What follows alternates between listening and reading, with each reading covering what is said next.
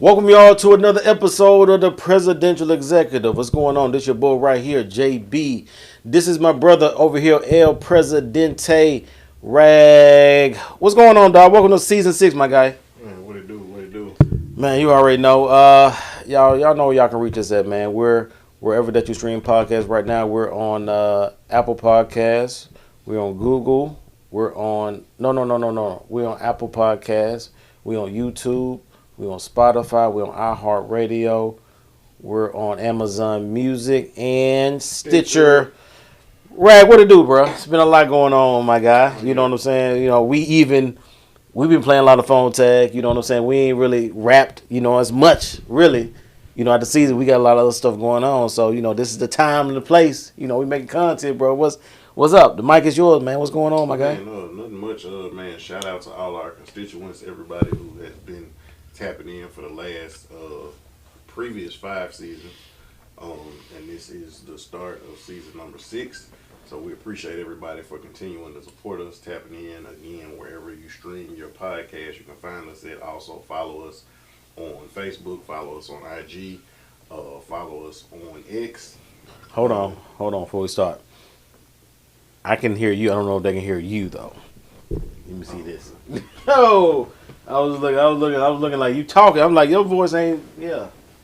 Hold on. I'm glad we caught this. Right. Yep. Okay. Live show. Yeah. That's what happened on the live show. Yep. We good. Say something again. Testing. 1, 2. Yeah, we good. So what's going on, Rad? My bad, bro. Like I said, no, it's all good. It's all good because I didn't normally. I look over there. Yep. And check the levels and that, There we go. But no, just man, we want to say thank you to everybody who has been tapping in with us for the last previous 5 seasons. We thank everybody who's continuing to support us as this is going into season 6. So, man, y'all keep liking, keep sharing wherever you get your podcast from. Follow us on Facebook, follow us on X, follow us on IG, on YouTube, the PresX TV. So if you type in the PresX or you type in Presidential Executive Podcast, like we should pop up on there. And so again, man, thank everybody for the support and the love and the shares and making our reels go viral. You know what I'm saying? Because we got quite a few reels that have racked up some views. You know what I'm saying? So man, we just appreciate y'all. Yeah, no doubt. And so too, we were talking a little bit before. Like I want to get more. Want to stream live too on Facebook, so want to try to definitely do that. I know we've been talking about that for a while because I think we got a little following on Facebook. Whether that's on our actual team page. I know you got a lot of friends on Facebook. I got a lot of friends on Facebook. I start up some trouble on my regular posts. You know what I'm saying, and that and also too because the whole thing we was getting into with I don't even want to get into when. Well, it started with the Charlie Kirk thing, but it was like some people were like, man, you don't talk about this and talk about that. And I did point out, like, I got a podcast, right? You know what I'm saying? Like, so whatever I don't post or say on my actual Facebook or Instagram, whatever, we're going to talk about it on here. You know what I'm saying? So I do want to point that out because I do be on the book doing a lot of posts, doing a lot of engagements and getting a lot of little comments, back and forth. But, I think we, we have a platform that if I don't say it on Facebook, you can hear what I have to say on here and vice versa. But really, with Rag, Rag, you hear pretty much Rag talk on here because he ain't going to talk too much on the book or make posts or anything like that. He's a story guy. And I'm sorry not putting more stories out now. That's more engagement that I've been seeing now, too, putting out more stories. Doing other stuff like that too. So yeah, y'all. Everything Rag said, I don't want to, reiterate that, but appreciate y'all support. Let's just keep it going. We're trying to get bigger and better. Patreon, hopefully, coming sooner than later. So y'all just be on the lookout for that. We're trying to see what kind of content that we can kind of make exclusive. Really a lot of behind the scenes stuff that we have with some of our guests could really be one of those things. You know what I'm saying? So we'll get them to get down. So you ready to go start it up, Rag? Man, let's get it. All right. So I kind of put the nitty gritty kind of in the middle, because I ain't want to start off with Miss Ayesha, because I think we can, we can kind of roll off on her, and I don't want it to be in the beginning. You know what I'm saying? So it's like, but the National Guard, man, the National Guard is here in the M. They've been here for at least probably a week and a half or so. I think they came. I heard they came in last Sunday night, not this past Sunday, about a week and a half, 2 weeks ago, Sunday night. So I want to get your thoughts on it, man. What you think about the National Guard being here right now in Memphis, Tennessee? Oh, I mean, anytime, I've always felt like anytime the government starts doing something like that, it's just an experiment. It's just really trying to see if they put certain things in place, can they control people? And the sooner that we realize that, I think the better off we will be. But for those people, always be where you're supposed to be doing what you're supposed to be doing. Now that don't mean it's always gonna be outliers. It's always gonna be idiots who like to make people's lives hard. But generally, I would say 90% of the time, when you're where you're supposed to be doing what you're supposed to be doing, you don't have anything to worry about. And usually, when you run into situations, it's because you or somebody you with ain't supposed to be there, or you doing something you ain't got no business doing. Like if you could do it all differently, you would do it different. And again, that's not saying that stuff ain't gonna happen, but man, y'all know what to do. Do the right thing and do the thing right. Yeah, like I've had a couple conversations about this when my kids be going to basketball practice up there at Breath. Me and a few other guys, parents, one of the homeboys, I think Nick, he a police officer, MPD, talk about this. And so the whole thing around it, when people ask me, do I think it's a bad thing? I talked to my uncle in California the other day, and he wanted to know because he knew we was the headlines talking about, the National Guard here. And he asked me, do you think it's a bad thing? I'm like, to be truthful, I don't really think it's a bad thing. You know what I'm saying? Just giving off, everybody know we've been top 3 in crime here for a long time, decades. People can say the last 5 years, which it has been, but I'm just like, I think if it's worth a try. You know what I'm saying? Now, I haven't heard anything going crazy or going too left. One thing I have experienced, the cops are out. I was going down Yale, I think, a few days ago, and I saw 3 people get pulled over, back to back to back. Just like you said, if you ain't got insurance, if your tags is expired, if you have, warrants out for your arrest, outstanding parking tickets, any of these things, like, you just probably need to stay in the house. I believe I got Mike Scott. He been in town for a minute, right? I think he put something out just like, man, just you ride the bus. You know what I'm saying? Do whatever you need to do just to get around. But I think it's worth it. I think a lot of people are in contention with the mayor, for a lot of different reasons. And I think one of these didn't really help him in some people's eyes. But I'm just like, any type of, you got to do something. That's what I'm saying. You got to do something. Whether you agree with the method or not, you got to do something. Just like I think you said a lot on the podcast sometimes, just like, look, man, like, it's better than, doing nothing. Like, if you keep on sputtering over there, like, if your right hook ain't working, you know what I'm saying? Like, let's try the left. Let's try the jab to see if, that will, do something to put your, enemy back on their toes. So the same thing with this thing. I don't think it's a bad thing. I think Memphis has gotten to a level now to where, crime wise, where it's hindering us financially, as far as bringing big acts here, as far as having like other than, like, let's say NBA All-Star games, stuff like that. Like, that's not one of the main reasons. We need more hotels. We need more space to house people. We know that, but I don't think the crime rate and the reputation that Memphis has helps us out at all. So if the National Guard can actually potentially help with that, I'm not mad at it. Well, I mean, again, that's like putting a band-aid on a stab wound. Like the It's biggest something. thing is like anywhere. Crime was down when we had summer programs, but that hadn't been a thing. And no matter how much we harp on it, and every elected official always swears up and down it's gonna happen, and it don't happen. You know what I'm saying? But we did stuff when we were teenagers. But a lot of these YNs out doing stuff because it ain't nothing for them to do. And so, like the old saying goes, idle hands is the devil's workshop. When you don't have anything to do, when you don't have a vision, and that's biblical. Without a vision, my people perish. Like you have to have something to do. You have to have something to look forward to. Most people, as easy as it is to commit certain crimes, like most people want to work.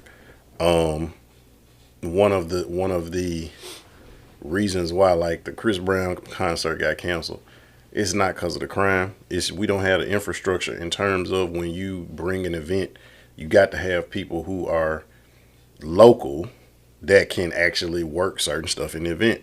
We don't have it. So that means if they're going to throw the event in, they got to pay to bring people from outside of Memphis to run stage setup, lights, all of this stuff. You know what I'm saying? So but if you have that infrastructure in place, to your point, we get hotels, but you got to have some people to work them. You know what I'm saying? You got to have concierges. You got to have people who clean the rooms out. You got to have people who doing the room service. You got to have waiters and waitresses. You got to have valets. Those are jobs. Mm-hmm. You know what I'm saying? So some of these people that would be working these jobs would not be out committing crimes or even being victims of crimes because they got to be at work. But again, if you don't have that set up to where you're giving people something to do, you're giving people the younger people something to look forward to. Well, now I'm being idle. And then especially the cost of living has gone up, salaries haven't. The prices of everything has gone up, salaries haven't. So now, again, on top of me not being able to work, the stuff that used to only cost $1 now is costing $4. Mm-hmm. It's a whole lot easier to steal it than it is So the to dollar work store for ain't it. the dollar store no more. Right. Even the dollar yeah, store. no, the dollar store like the $3.99 store now. Yeah, pretty much. You know what I'm saying? So again, I think that presence is going to stop it for a time, but don't be deceived. Keep watching the news. Keep reading the internet headlines and stuff like that. It is businesses constantly being moved here. Mm-hmm. Would not be happening if crime is as bad as they say it is. It's a narrative. And so while we're constantly moving out of the city and going, oh, let's go to this city, let's go to this city, let's go to this state, or let's move further out in the country, they're busy buying up real estate. Drive through Orange Mound right now, you're going to see old white couples jogging in the mound. Right. You know what I'm saying? South On Park and Pendleton, in Bethel Grove, like you said, in the South. You're going to see them just walking up and down at 11 o'clock at night, walking their dog. Mm-hmm. You know, which it should be like that. But growing up around these areas, first of all, we didn't see no white folks in Orange Mound. Not if they wasn't a part of some program trying to give back or something like that. But living, walking the streets. Yeah. So, I mean, again, that's going to lower it's going to make things look like they're not. I do think, to your point, I do think a lot of stuff is overhyped, on a high level. Like I was talking to my cousin, he was talking about he's probably going to end up moving to Dallas for some, a job, and, he got a little partner, a special lady, that he going to probably move down there with. And he was just talking about, Jamal, it's, looking at the news, it's just crazy. I don't know. He looking around, I'm thinking in my head, I'm like, he might be watching this too. He watch it, but I'm like, you live in Lakeland, nice house, mansion, pretty much, right? So I'm just like, how are you really affected by the stuff other than the stuff that you hear? I know where you work at, you know what I'm saying? So it's just like, it can get to a degree that's like, bro, like, is it really? It's bad. Don't get it twisted. Like, I think Memphis does have crime and stuff like that going on, but really, like, the hyperbole of it, like, is it really? Is it really like that? And so I think a lot of people just, put a little gasoline on the fire. Just be like, I see the comments. People like, man, that's why I left Memphis 20 years ago and never came back because all this crime and I was just I'm like, oh, I get it, bro. But it's like, if you're a law-abiding citizen, if you're not out here crashing out in places where you don't need to be late at night doing stuff like that, like, Memphis is just like any other city. You know what I'm saying? Like, you just gotta be ready if you go into certain neighborhoods. Like, I wouldn't be hanging out in Orange Mound at night. I'm not from there. It's from the South. People don't know me like that out there. Out north, Raleigh first, like, that's, you know what I'm saying? That's my thing. And so I do think Memphis gets a bad rap just because I don't think is what people are saying. But then also I'm just like, it's not really that crucial. No, and again, you said this last season. I forget what episode it was, but you were talking about how, like,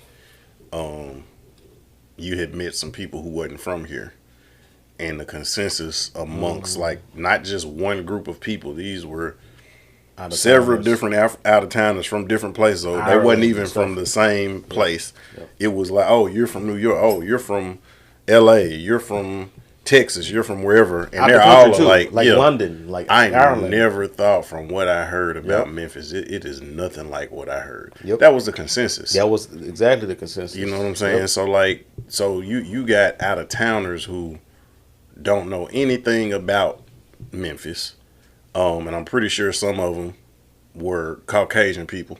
Yeah, most of them were. Most of them were Caucasian, and so they're like, oh, I never would have thought Memphis was like this based on the narrative that gets spun around this area. Mm-hmm. And so, again, it reminds me of those movies. Or, I mean, we in sports season, it's like what they did with Kobe. The Lakers knew they wanted to get Kobe, and so they had already gotten Charlotte to agree to a trade. Take the bait. And, well, so the thing with Charlotte is Charlotte, they needed this for Vlade. They needed a big man. Mm-hmm. They had not too long ago lost Alonzo Mourning. Mm-hmm. You know what I'm saying? He ended up going to Miami. Mm-hmm. And so, like, that was the piece that they were missing. And at that particular time, it was still a big man's league. Well. And so they knew Kobe was good, but it's like, okay, we got a couple of wing guys. They didn't know he was going to be what he became. For sure. But Jerry West is like, okay, if these other teams get a chance to work him out, then they might draft him before Charlotte will. So he just started throwing shade on, like, oh, he tanked the workout. Oh, we don't like his attitude. We don't like. And so now that scared all the other teams who picked before Charlotte off of Kobe. I mean, like, Philly knew they was taking AI, but that was the only solid pick. Was AI number one. Anybody between 2, right, and 13, Kittles. Right, everybody between pick number 2 and 13, they wasn't sure, but they started throwing shade on Kobe's name. Mm-hmm. And that wasn't real. It was just a tactic. Real. Because they had already bought up the real estate in Kobe Bryant. Real. And it's the same thing here. Oh, look at all the murders. Look at this. Look at that. One of my homeboys had posted something, and he was talking about how, like, the year that they were saying, and they always say the context is per capita, so based upon the land mass and how many people we got. Like, one year we had, like, I want to say it was like 223 homicides or something like that. And by comparison, that same year, Chicago had over 700. But they was like, oh, well, Chicago's not as big. Memphis is not as big as Chicago is. Smaller. Per capita, okay. But again, that's, you talking about a 500 people difference. Yeah. It's not necessarily, because this is what a lot of people don't understand when they say that. When we say Memphis, of course, we know Memphis as being north, south, east, and westwood. But Memphis also includes Collierville and Germantown. Bartlett. And like that stuff gets factored in, even though, so when you're talking about how big Memphis is, when they say it, they're only including the landmass that technically is Memphis. Right. That's not including the surrounding areas Yeah. that people who claim Memphis, that if we move to those areas and somebody say where you stay at, we're still gonna say Memphis. We're not gonna say Germantown or Lakeland or Millington or Arlington. Like we still gonna say Memphis. So when you look at it from that aspect of it, if you was to include those areas, which those numbers get lumped in sometimes with our stuff, you see what I'm saying? Because when they make the news, it don't say a Bartlett, man, because people outside of Memphis don't know what Bartlett is. Right. So they just gonna say a Memphis man. Yeah, for sure. You see what I'm saying? Oh, call you a Memphis man. So when you look at it like that, then Memphis is technically a lot bigger than what. Oh, yeah. When you look at the surrounding, the suburban areas, even though, yeah, they had their own governments in some places, their own municipalities and everything, but those are still considered the 901. That's still 901 area code. Oh, yeah, for sure. You know what I'm saying? So, again, it's not as bad as people are making it. Businesses are still moving here constantly. Billion-dollar businesses. Yep. And they're constantly buying up stuff. They're constantly building up. The job that I work, we constantly have to reorganize routes and stuff because of the construction in the building that they're building. And why are they building all these places? Because some of these billion-dollar businesses that's coming down here, they got to have places for their employees to stay who are coming from out of state, who are relocating. And they're relocating here. And so, like I work out in Cordova now, but when I was in Mumford, I saw that because they was building out that, I believe, the Ford plant, which is going up in, like, Mason. But Mason is, like, 45 minutes, outside of Memphis. Yeah. And so you had a lot of people that was working at the Ford plant that was, you know what I'm saying, buying houses in Mumford. You know what I'm saying, which is, like, a little bit past Millington. So, I mean, you constantly seeing that, man. So, like, again, the National Guard being here, I think that presence is going to be a deterrent in some cases. Yeah. Just because people are trying to fill them out, they don't know what they're going to do or what authority they have. So, you're not going to want to be in no situation where it's a life or death situation because, some of those guys are trained to kill people. You don't want to be in no situation like that. But I mean, again, like I drive a lot, and because of my job, like sometimes just when I'm getting off, like don't do anything to draw attention to yourself. You know what I'm saying? Act like whatever you doing, act like you supposed to be doing that. If it's not, cause again, how do they know when somebody's stealing in the store? Cause you looking around, you looking like you're not supposed to be doing that. It's crazy that you say that because that's one of the things I tell people, especially when the cops are around you, when they be on them side streets waiting, when you be on the street, be normal. Don't look around. Don't be like, oh my gosh, like they looking at you in your car, seeing your reaction, you looking uncomfortable. So that you're gonna be a prime candidate for somebody before you get pulled over. Not because you're doing something illegal, but because you look suspicious. You look suspicious, man.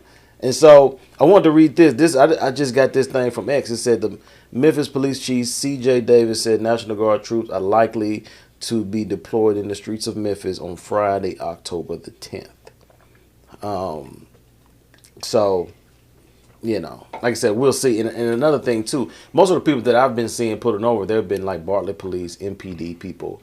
And so a lot more state troopers have been around. Yep. Yeah. Facts. And I look at it as like when the executive or when your supervisor come in town for the job, you want to act like you're doing everything you're supposed to be doing.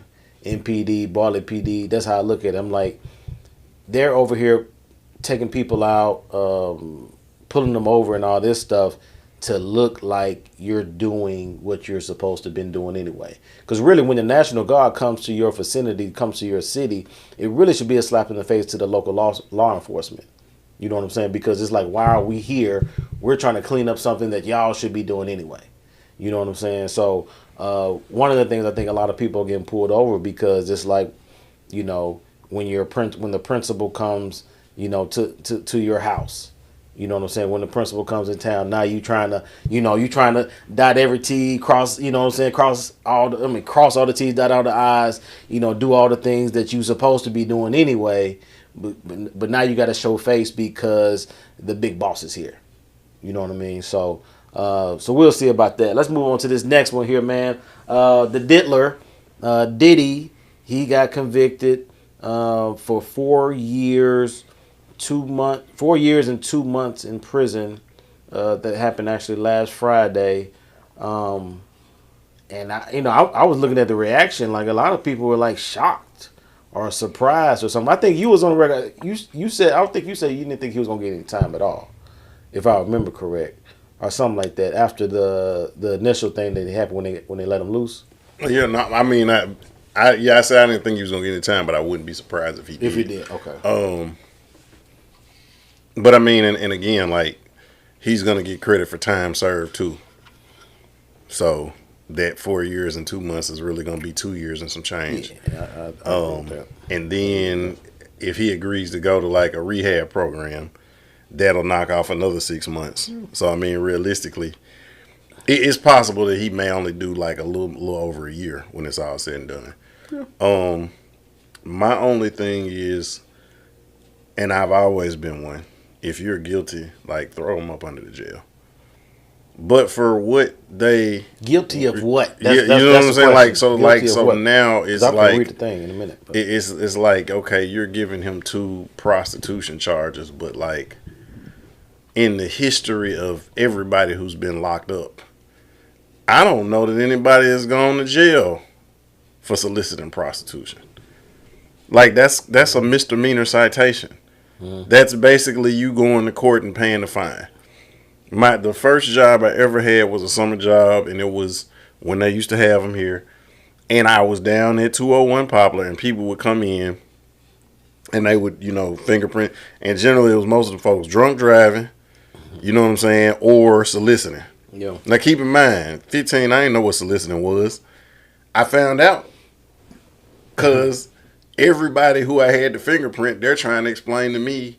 You know what I'm saying? Like I'm their pastor, their mom or dad or their wife or something like that. It's like, it wasn't like that. I was just dropping her off. And I'm like, man, what are you talking about? I don't know what that meant. Like, what is soliciting? And so as that kid was like, everybody keeps saying it's not their fault. They was just giving the girl a ride. So it's like, it got to do something with a chick. You know what I'm saying? And then somebody was like, man, it was a setup, man. It was a police officer the whole time, man. She talking about, I'm like, oh, you was paying for, okay. No. But that's it. And all they had to do was come down and get fingerprinted, and then they're gonna see a judge. They're gonna pay a fine, and that's it. Like nobody's going to jail for that. It's a thing of you getting fingerprinted. In the worst case scenario, you're gonna be in the just busted paper. You remember them Johnson be at the gas station, the just busted. Yeah. And they'll have what you did, and you in there with your mug shot. You know what I'm saying? So like, my thing is I think they're punishing him. And what he did in terms of his domestic violence and the physical abuse and the mental abuse, the emotional abuse, that's deplorable, that's detestable, but unfortunately that is not what he was on trial for.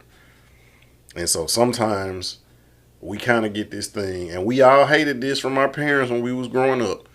We hated when we got that ass whooping, and they gave us the ass whooping for something we did last week. Like, you not doing the dishes ain't really that big a deal. They wanted to give you a whooping for that bad report card, but they forgot. Mm-hmm. And you didn't realize, you thought they forgot. They didn't forget, but they just waiting. They're just waiting for another, because they forgot, and they just waiting for another opportunity. So now, and then you wasn't even in the bed yet. You know what I'm saying? You just was in your room, but it's like, oh, you ain't do them dishes, come get this ass whooping. Yeah. Like, what? I didn't even.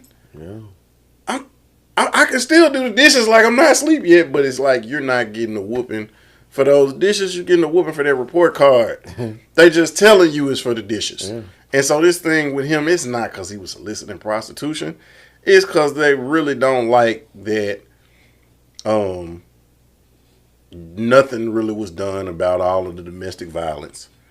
And then on top of that, so like he actually had already, the judge was mad because he had already had some bookings in Miami.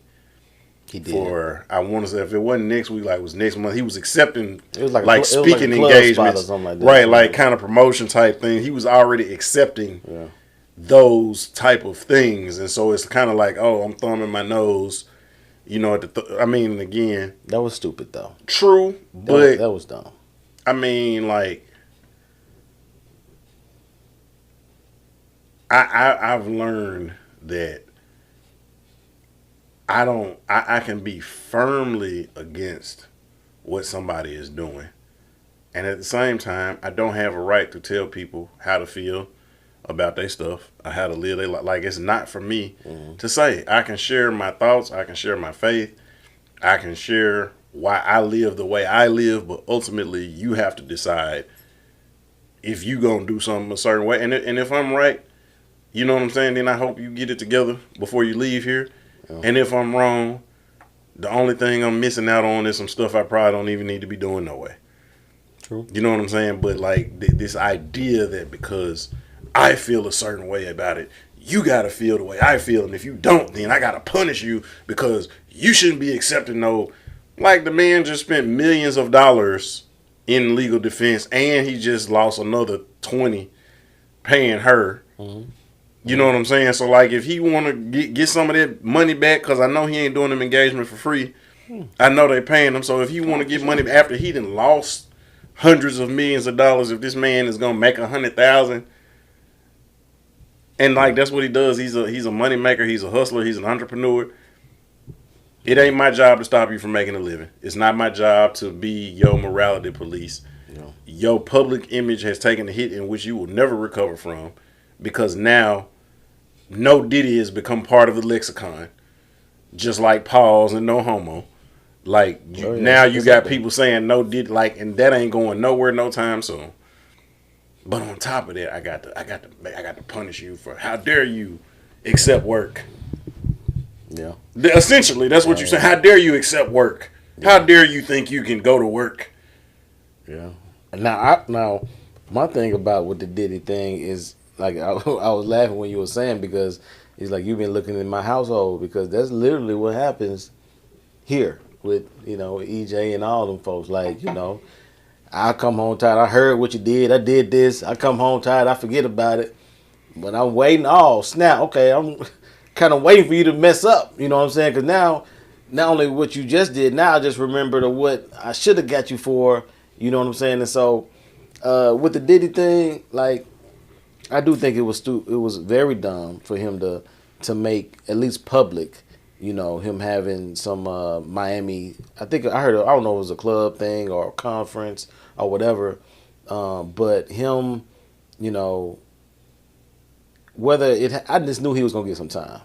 Like you said, it's 4 years, but it's probably gonna end up being a year and a half, 2 years more than likely, But he's, I think it's a classic case of what you just said, like what he did, what he's being accused for, is it worth, what he got? But it's all the accumulation, all the scrutiny that he's been getting, all the backlash from these communities, feminists and everything else in between. Like, and we know Diddy has gotten into a whole lot more other stuff that we're not talking about that may be found out at a later date. Right? And everybody else knows this, so it's just like one of them things. You may not be guilty of this, but we know you guilty of 5 or 6 other ones that we ain't figured out yet. But for the meantime, we gonna slap this 4 ball on you.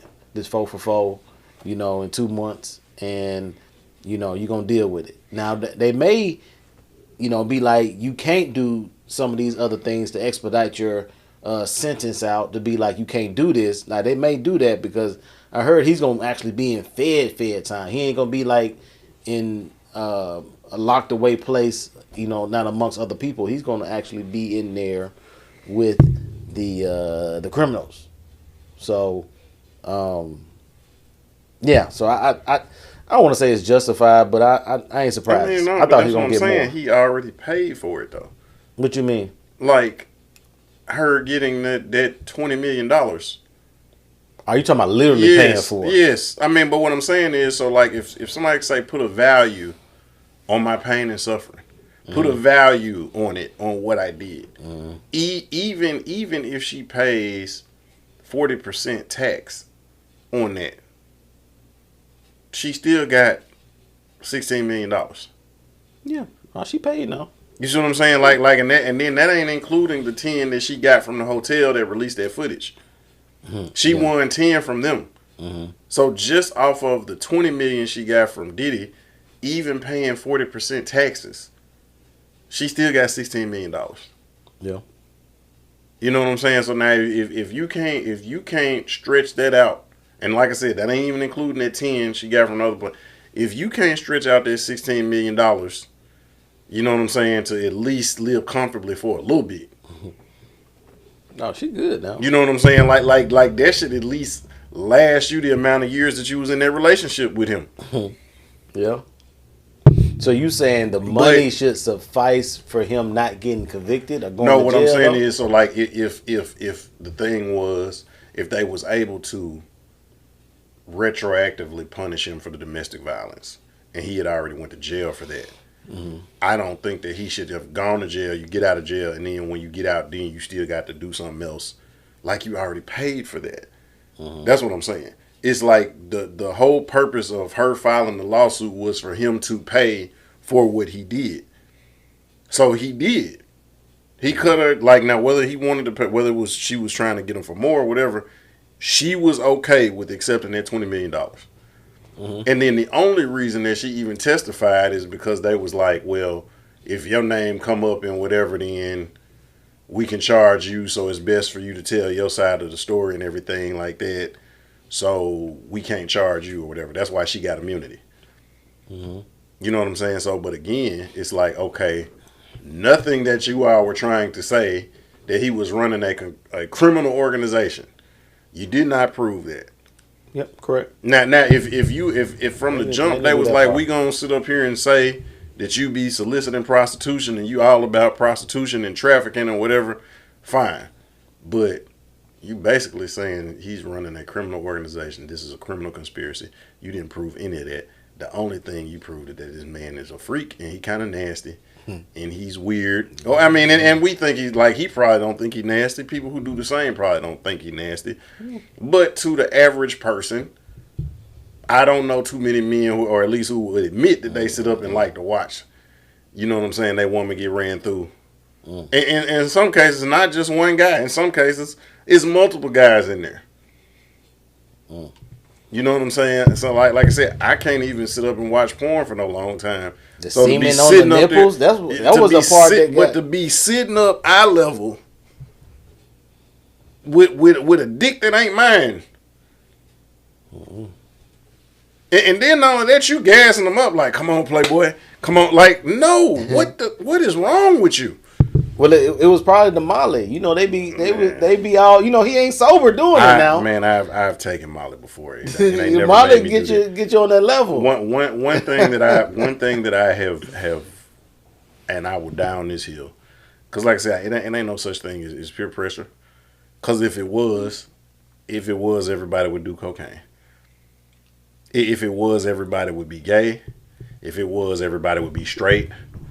Like it ain't like think about how many gay people it is that's still gonna be gay even though all their friends are heterosexual, or most of them.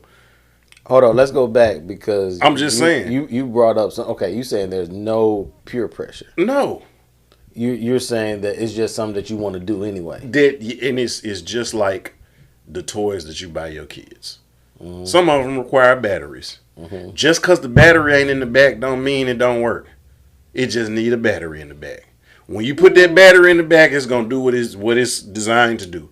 Some of us, we get around people that put the battery in our back, and that's what happens. Like some of us, we want to chase women, but we're not motivated to get out there and do it by ourselves. But you know what we got? We got that friend that's gonna always hit us up. Oh, it's a new spot open. We want to go anyway. We just not motivated to do it by ourselves. Because once we get out there, we gonna do exactly what, and we can't blame it on our homeboy. Because we doing what we want to do anyway. Yeah. Now, you know what I'm saying? Like, and that's the same thing with drugs or alcohol, or with, like, we do the things that we're curious about, or that we don't sometimes have the confidence enough to do by ourselves, and so we get motivated. Like, it's like playing a sport. You grew up playing team sports. When you see that one person drop, that gets you hyped up. Man, I ain't never seen you play like this, JB, yet, because you saw me turn up and you got turned up. Yeah. You know what I'm saying? You wanted to turn up, but I helped motivate you But then we got some people, and I ain't gonna say nobody's name, but we played in that league. It didn't matter how motivated he got. He wasn't good. He wasn't gonna be able to do anything. Yeah.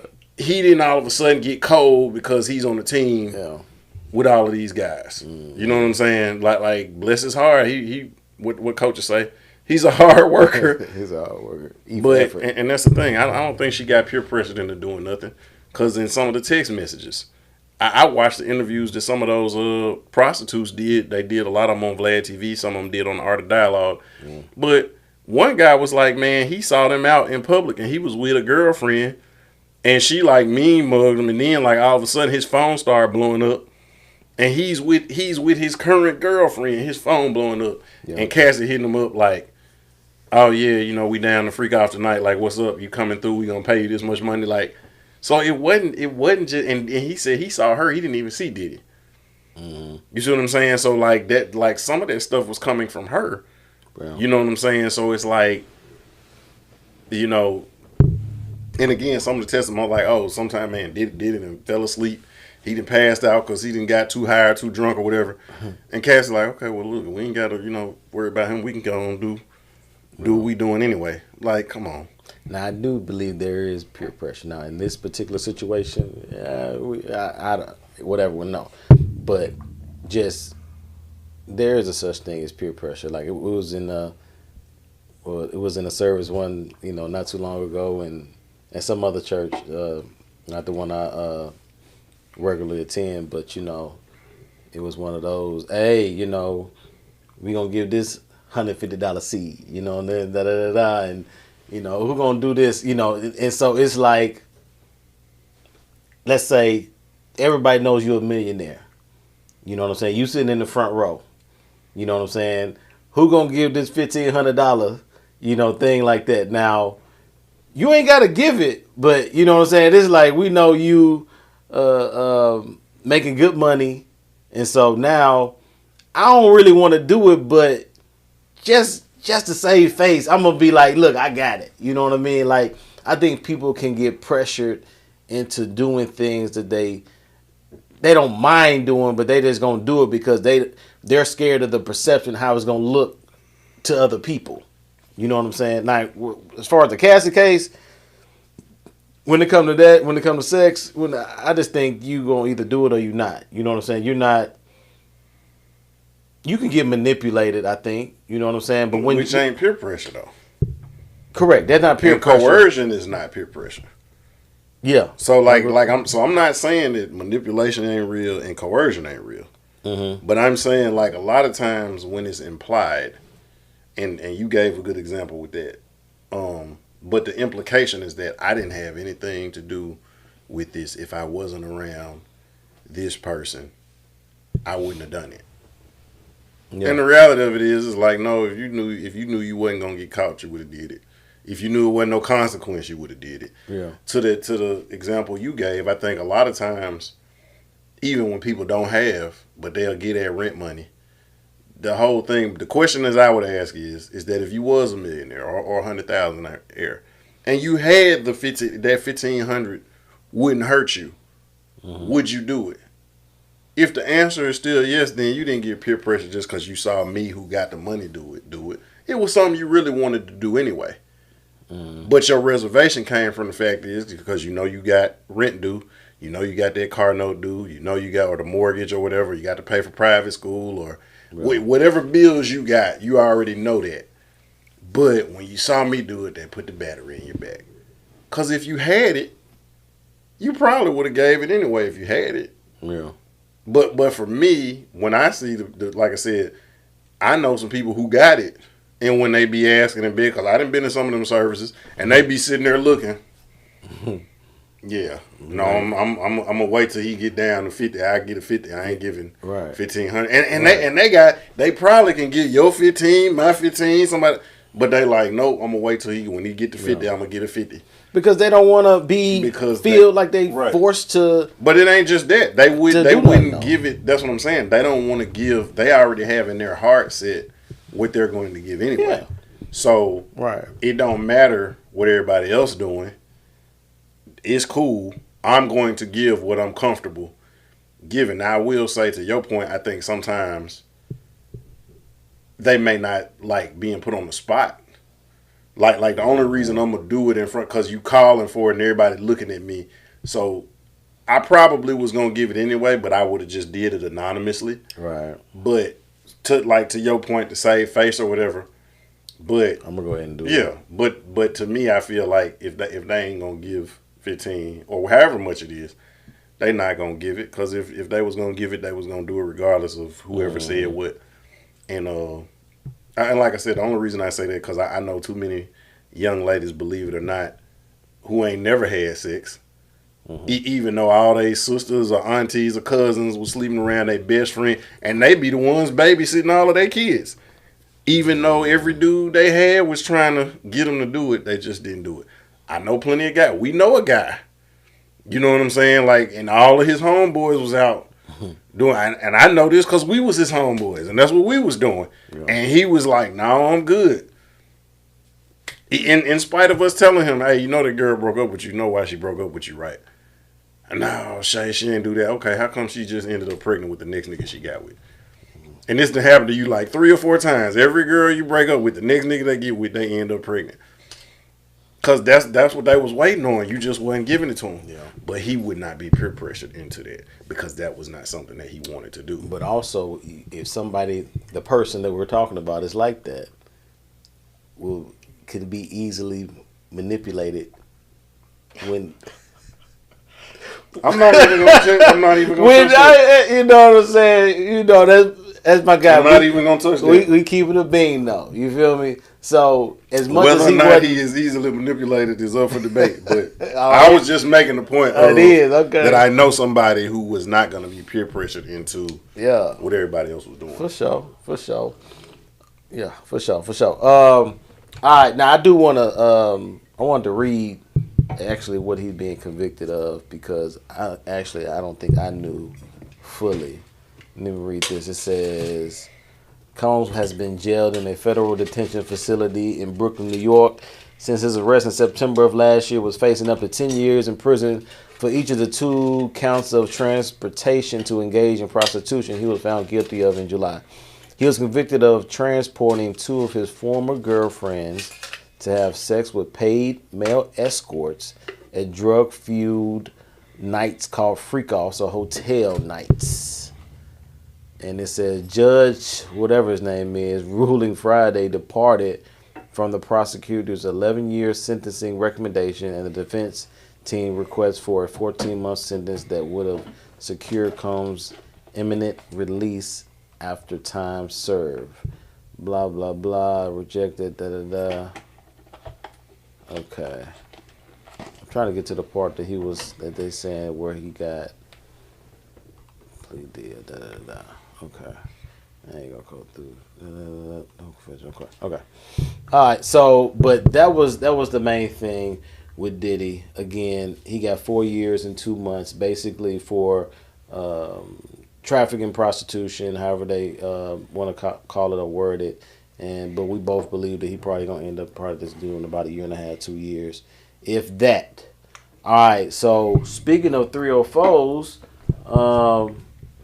Ayesha Curry situation, you know what I'm saying, coming up now. Ayesha Curry. Now this is something to me that's like maybe it was bad to call her a 304. Yeah, I was gonna say this is not the first time that she's been a subject of ours. Yeah, it's not. But the reason I say that the 304 is because seemingly she wished she had that in her past life, or wish she was more promiscuous. Now, I'm trying to see if I can bring up the clip that, what she actually said in context in a podcast. I think it was called GoDaddy. I don't know if you seen the clip. You seen? No, I mean I've heard. You heard? Okay, I've heard about it. I didn't see the direct. You didn't see the clip, but yeah, she's in a clip. Let me see if I can, because we had a couple people on Facebook talking about it, and there was a young lady, and that the girls were just on there taking up for her and, doing everything else. But basically, before I find the clip, she was just basically, I'm paraphrasing what she was saying, that, Steph didn't understand her, that She wished that, you know, she basically didn't wish she had kids. You know, she wanted to live a whole different type of life. You know, she was supposed to be the boss bae and, you know, everything else in between. So she really felt that, for lack of a better word, Steph and their relationship and their family was kind of holding her back from her dreams, from her reality. And so one thing that I would say, I've talked to a young lady about this, that, you know, she was asked a question, she's just being honest about the situation, right? Which is true. I think if you're on a podcast, that's vulnerability is what, you know, sells a lot of content. So I get that to a degree. But then also, just because you can say something, you can say whatever you want, don't mean that's beneficial for you. Don't mean that, you know, you need to say, you have young girls now that's, I think, teenagers or something now. You know what I'm saying? Like, them hearing that, you know, I don't think it's beneficial for you. I don't think it's beneficial for Steph. I don't think it's beneficial for her. And because she has said on multiple occasions that, you know, she wished she was more desirable to men or something like that, or Right, yeah, that was the last time we was talking about her when she brought her. Yeah, more desirable to men. You know, and she's lately, I think 2 months ago, she was in a concert in Toronto with her girls with a Drake concert, and if you saw how she was dressed, you know what I'm saying, she was out there. She looked good because Ayesha is a very nice looking young lady, but she was out there. You know what I'm saying? Looking very nice, very, you know, skimpy and everything else. But my question is, for you, Rag, is, do you got the what she said? Did you got that what she said, or you got the clip? So she said, I quote, "I just left my baby boy a message saying that I won't be coming home, that I'd rather be alone. He, meaning Steph, doesn't fully understand me, cause I'd rather leave than to cheat. If he gave me some time, I can be the woman he needs. But there's a lot of lust inside of me, and we've been together since our teenage years. I really don't mean to hurt him, but I need some time to be alone. But when you love someone, you just don't treat them bad. Oh, how I feel so sad. Now that I want to leave, he's crying this." Like, I feel like, if y'all didn't know, that was Donnell Jones, Where I Want to Be. I feel like that's what she's saying. Pretty much. That, you know what I'm saying? Because, like, that's the only cheating song where he made himself be the victim. You know what I'm saying? Like, you feeling sorry for him, like, oh, man, that's messed up. And, like, he is clearly saying she's not doing anything wrong. It's all him. He's the problem. Right. He made it sound good. That's what I'm hearing from her. Yeah. You know what I'm saying? You could talk about all your dreams and everything. Like, okay, let's keep it a book. We wouldn't know who you are if it wasn't for him. Mm-hmm. And I'm not saying that you should be caping for him or anything like that, but, like, be appreciative. You on cooking shows. You got your own restaurants. Cooking books. You see what I'm saying? Like he has put you in a position to where now you are building a name apart from him, even though the reason why we care about you is because of him. Mm-hmm. And that would go, I mean, hell, you don't see Stedman complaining. Oh, no. That man, he got a lot of clients being a lawyer from Oprah. Oh, yeah, for sure. You know what I'm saying? Like he definitely came up. You know who else you don't hear complaining? Kevin Federline. Nobody knew who the hell Kevin Federline was. The only reason why we cared about K-Fed was because of Britney Spears. And that was only a certain portion of the population. Like, you know what I'm saying? I don't recall ever driving down, you know what I'm saying, South Parkway, seeing girls on the block hollering, "Hit me, baby, one more time." But, you know what I'm saying? Or hell, out in Raleigh. Like, I never saw it. But she wants us to feel sorry for her. And we already went over this. You got offended when people be in your inbox talking crazy. But then, no, I want to be more desirable. No, do you see what desire gets you? Desire wants to know what their mouth will do. You know what I'm saying? Like desire. What's that old? Bend over, let me see it. Yeah. That's what desire. That's what desire look like. Yeah. Now, another thing that I've heard somebody say, this is maybe on TikTok, and maybe I can pull up the clips, maybe not, whatever. But you know, that was like, you know, she needed a hoe phase. You know what I'm saying? Just because she needed to get everything else out before she got with Steph or whatever. And so that was the 3 or 4 mindset that really came up with it. But I'm not saying that's what Ayesha Curry think, but that was a few ladies that actually was projecting that on her. Was just like, she should have had a whole face or whatever. But my thing, even with that, is, I wouldn't suggest it just because everybody don't get out. And everybody don't get out unscathed. Just because I got out or you got out, like, some people don't come back from it, whether that's through actual crazy addictions, you know what I'm saying, just can't shake it off, you know what I mean? Like, you going through a whole phase, it sounds cool. It sounds cute. Like, I'm not even going to tell my sons, like, to even go through that, because it ain't no guarantee you're going to get out. You know what I'm saying? Getting out meaning getting out unscathed, getting out healthy, getting out, you know what I'm saying, without somebody being crazy enough to do something else to you. You know what I'm saying? Because if you in a whole phase, if you was, speaking from a guy's perspective, that can be a dangerous life.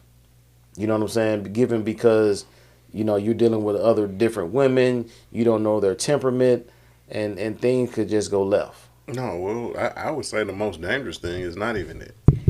The most dangerous thing is, provided that you stay relatively healthy, that you don't have a whole bunch of kids running around.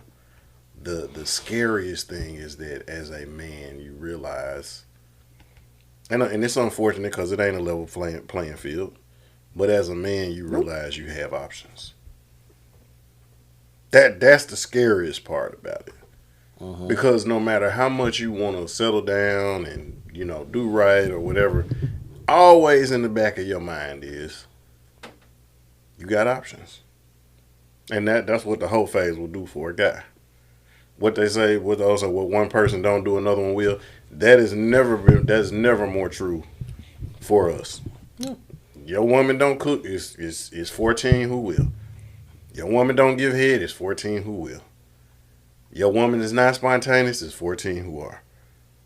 Like I'm just like, so now granted, you might they give don't up want to one hear thing. that, Reg. No, and don't get it that. twisted. It's not, the grass ain't always greener. Correct. Like, you know what I'm saying? But and then you might have a woman who is, she takes care of your kids, she cooks well, but she not no slut. Then you get a slut, but she can't cook. She's horrible with kids. Then you get another one that can cook, and she is a slut, but she might not be able to have kids. Like, so you're never gonna get 100. You know what I'm saying, with anybody. But I think the most dangerous thing as a guy is that when you realize, number one, women outnumber men on the planet 15-1. And so then when you start really thinking, like, wait a minute, okay, well, all the gay dudes, that's a whole 15 that nobody gets. Because the man, for those 15 women to be arguing over, he's gay, he don't even want y'all. And okay, the happily married guy, okay, well, guess what? That means there's 14 more that he rejected because he married who he married that ain't nobody got. The niggas in jail, that's 14, 15 more, because depending on how long you in, you can't do nothing with them 15. You see what I'm saying? So now when you start mathing in your head, it's like, damn, like, I really can just be outside. Yeah. You know what I'm saying? And again, as long as I don't get sick, and as long as I ain't got a bunch of kids, like, that's the scary thing when you talk about your son. Like, that's the scary thing, because you can open that Pandora's box. You may never be able to close it. Yep.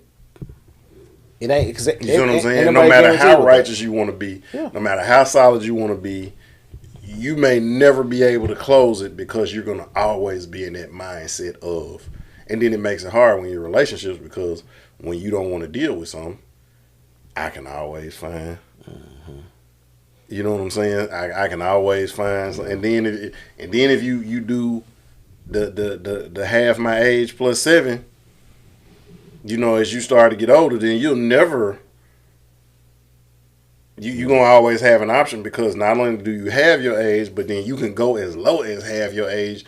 Whatever half your age is, and add 7 years to that, that's how low you can go. Yeah. You see what I'm saying? So then now that means when you get, like Okay, when you get 40, then that means you got from 27 to 40. You see what I'm saying? Because that's half your age. From 27 to 40, do you know the amount of options you got from the age range of 27 to 40? If you're a 40-year-old, you see what I'm saying? Like, and that's the scary part about that. And so as men, we can acknowledge and admit that women don't understand. Like, y'all don't even want to acknowledge y'all body count.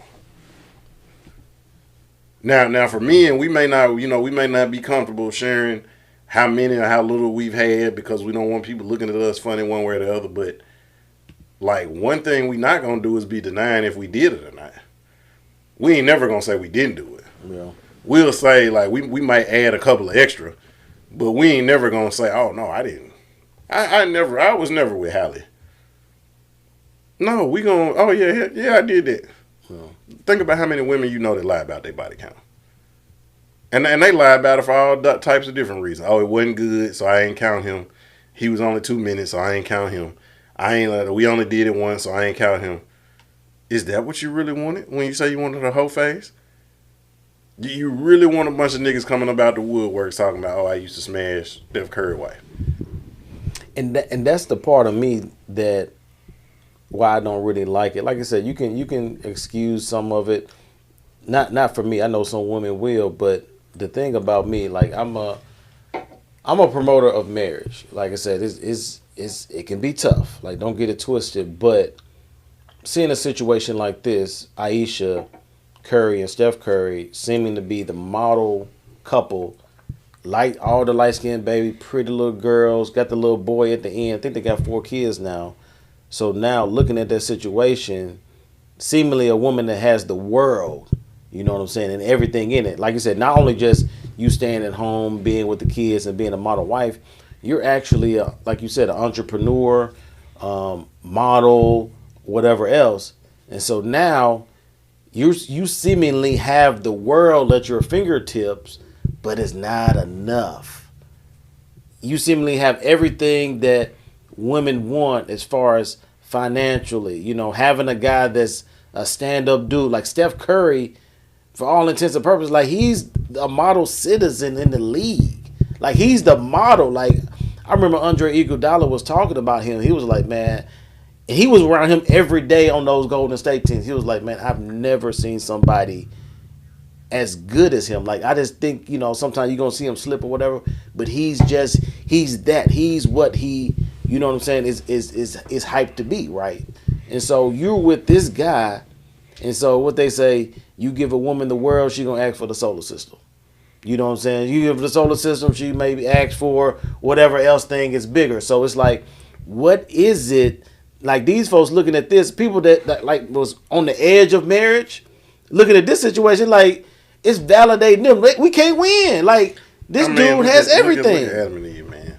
Like it don't get better than I'm perfect. It gets no better than that. But you know what? But like you said, give it the world. Nope, I need the solar system. Give it a solar system. Nope, I need the galaxy. like you know what's better than perfect? Oh, you could be like God. Right. It just keeps going up and up. Yeah, keep escalating up. That is the and I forget what, I think it was on the Joe Budden podcast. They was kind of making a similar comparison, but they were asking something, and then Melissa was like, she either said she didn't get it or she didn't understand, like, and that was the whole point that the man was making. It was kind of like, you know what I'm saying, like it don't matter what you get, it ain't enough. And like her response to the question was, it validated the point, and she wasn't trying to validate it. But as soon as she said it, like everybody just started laughing because they immediately got there. Like, oh, you just proved the point. Yeah. And that's the thing. Like, yeah. I don't understand, and I've definitely experienced that. Like, it doesn't matter what you do. It's always something you're not doing.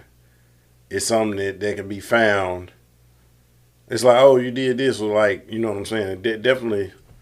Growing up in my household, like that was the thing. Like we'd always tell our mom that it's like, man, it's nothing. Clean the whole house up. You gonna say something about the baseboards?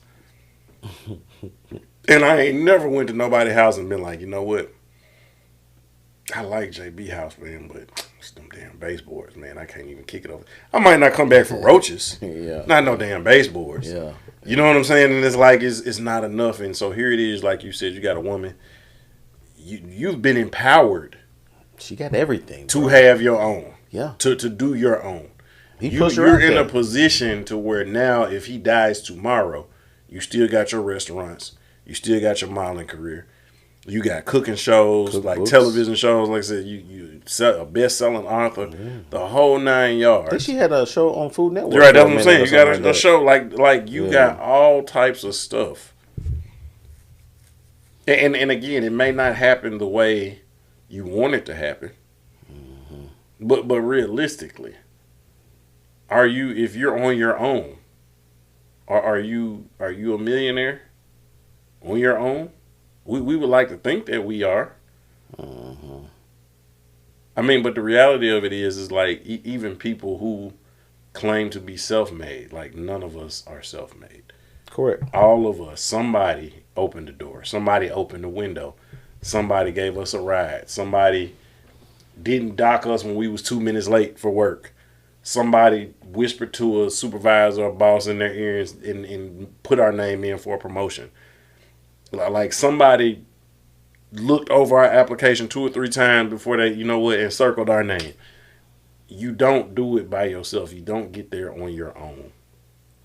As much as my parents will tell you, it's a whole lot of stuff they didn't financially, tangibly help me with. But I can't tell you how many times I done gotten out of a ticket because of my name. You know what I'm saying? Like it's a couple of job interviews I got because of my name. So for me to act like, oh, y'all ain't do nothing for me, I didn't. No, I know I didn't do it by myself. You know what I'm saying? But it's this attitude like, oh, well, he don't understand and he recognizes he got a leg up because of who his daddy was. He got to sit up and Vince Carter is giving you pointers when you a little kid at Raptors games. You got pointers from Muggsy Bogues and Rex Chapman when you're a little kid. He recognizes he's in the position he's in because of who his dad and who his parents were. You're in a position that you're in because of who your husband is. What difference do it make? You, like, to your point, you got what a lot of women want. Plus, she got everything that she said that she wanted. She said she thought she was going to be the one to kind of take care of Steph, because Steph during high school, he wasn't highly recruited. He didn't go to a big university. You know what I'm saying? So she thought that she was going to be the one that was going to be the breadwinner and necessarily take care of Steph, because I think she said Steph just wanted to be like a high school basketball coach or a teacher or something like that, right? And so it's like even the stuff that she was saying that she wanted, it seemingly like she got all of that. It just happened more so on the back end rather than the front end. And so, like I said, you can be vulnerable and say whatever that you want, you know what I mean, if that's how you necessarily feel. But it's like, to me, it's almost disrespectful as a man for you to say that out loud. Like, keep that for the group chat. You know what I'm saying? Keep that to your therapist. You know what I'm saying? If you have it. But to put it out there publicly on a platform like that is like pretty much, to me, spitting in the face of Steph. And to Steph's credit, he has been very gracious. I think Killer Mike said something in a comment. But then Steph was like, "No, we good over here. Whatever." You know what I'm saying? So I think he cleaned it up on the Club Shay Shay podcast because Killer Mike was on there. But, it's like, Steph is he's a stand-up guy. So he ain't going to trash his woman in public, which that's what you should do. So I give him credit for that.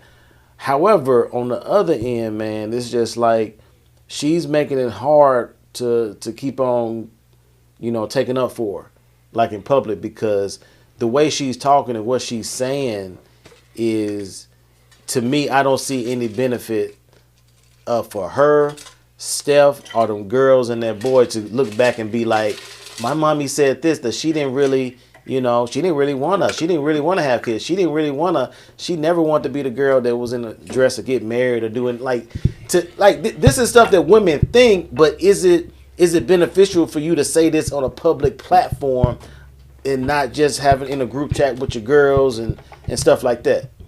I mean, I think the reality is, I think she if she was in the same position that Steph was in, I have no doubt in my mind that she would be outside and she would probably be cheating and running the streets. Yep. Because you're in that position, like some Gabrielle Union said years ago. She was talking about her first marriage, and she said that when she was married to the football player, and she was cheating on him. Mm-hmm. And she was like, well, I'm the breadwinner, so.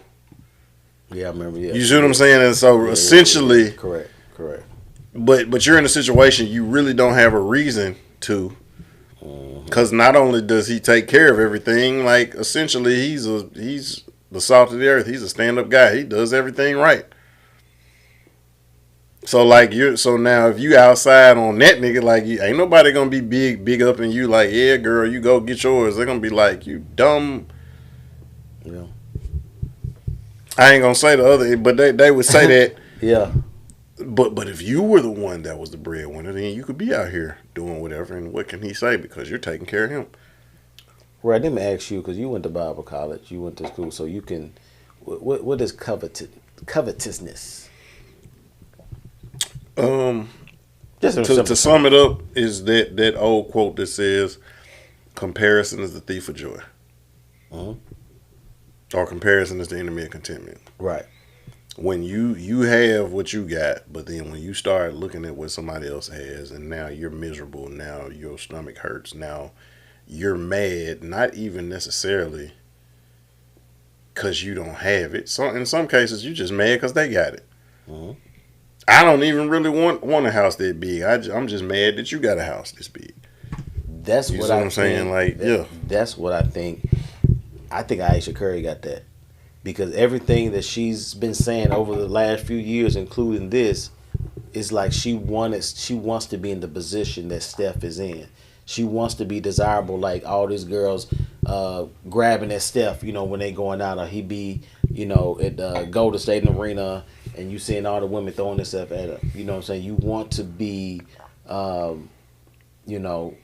higher, I guess, on the totem pole corporately, and not have to be at home all the time with the kids and do all this stuff. You want to be out doing your thing like Steph does. Because really, if you know any NBA player, during the season, they're gone. You know what I'm saying? They're there they kiss a baby, they gone. Hey, we da-da-da-da. And so everything that she's saying, it seems like she wants the roles to kind of be reversed.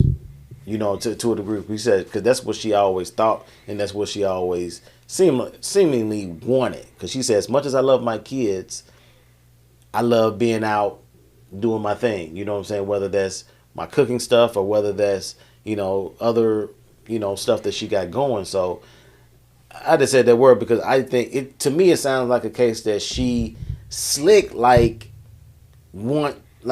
of jealous of Steph. You know what I'm saying? Because she wished she could be desired like she sees him being desired like that. You know what I'm saying? She wishes she was, more out there as far as business wise instead of being at home and stuff like that. So I just thought that was interesting because that's what it seems like. That's what she wants. Everybody want it till they get it.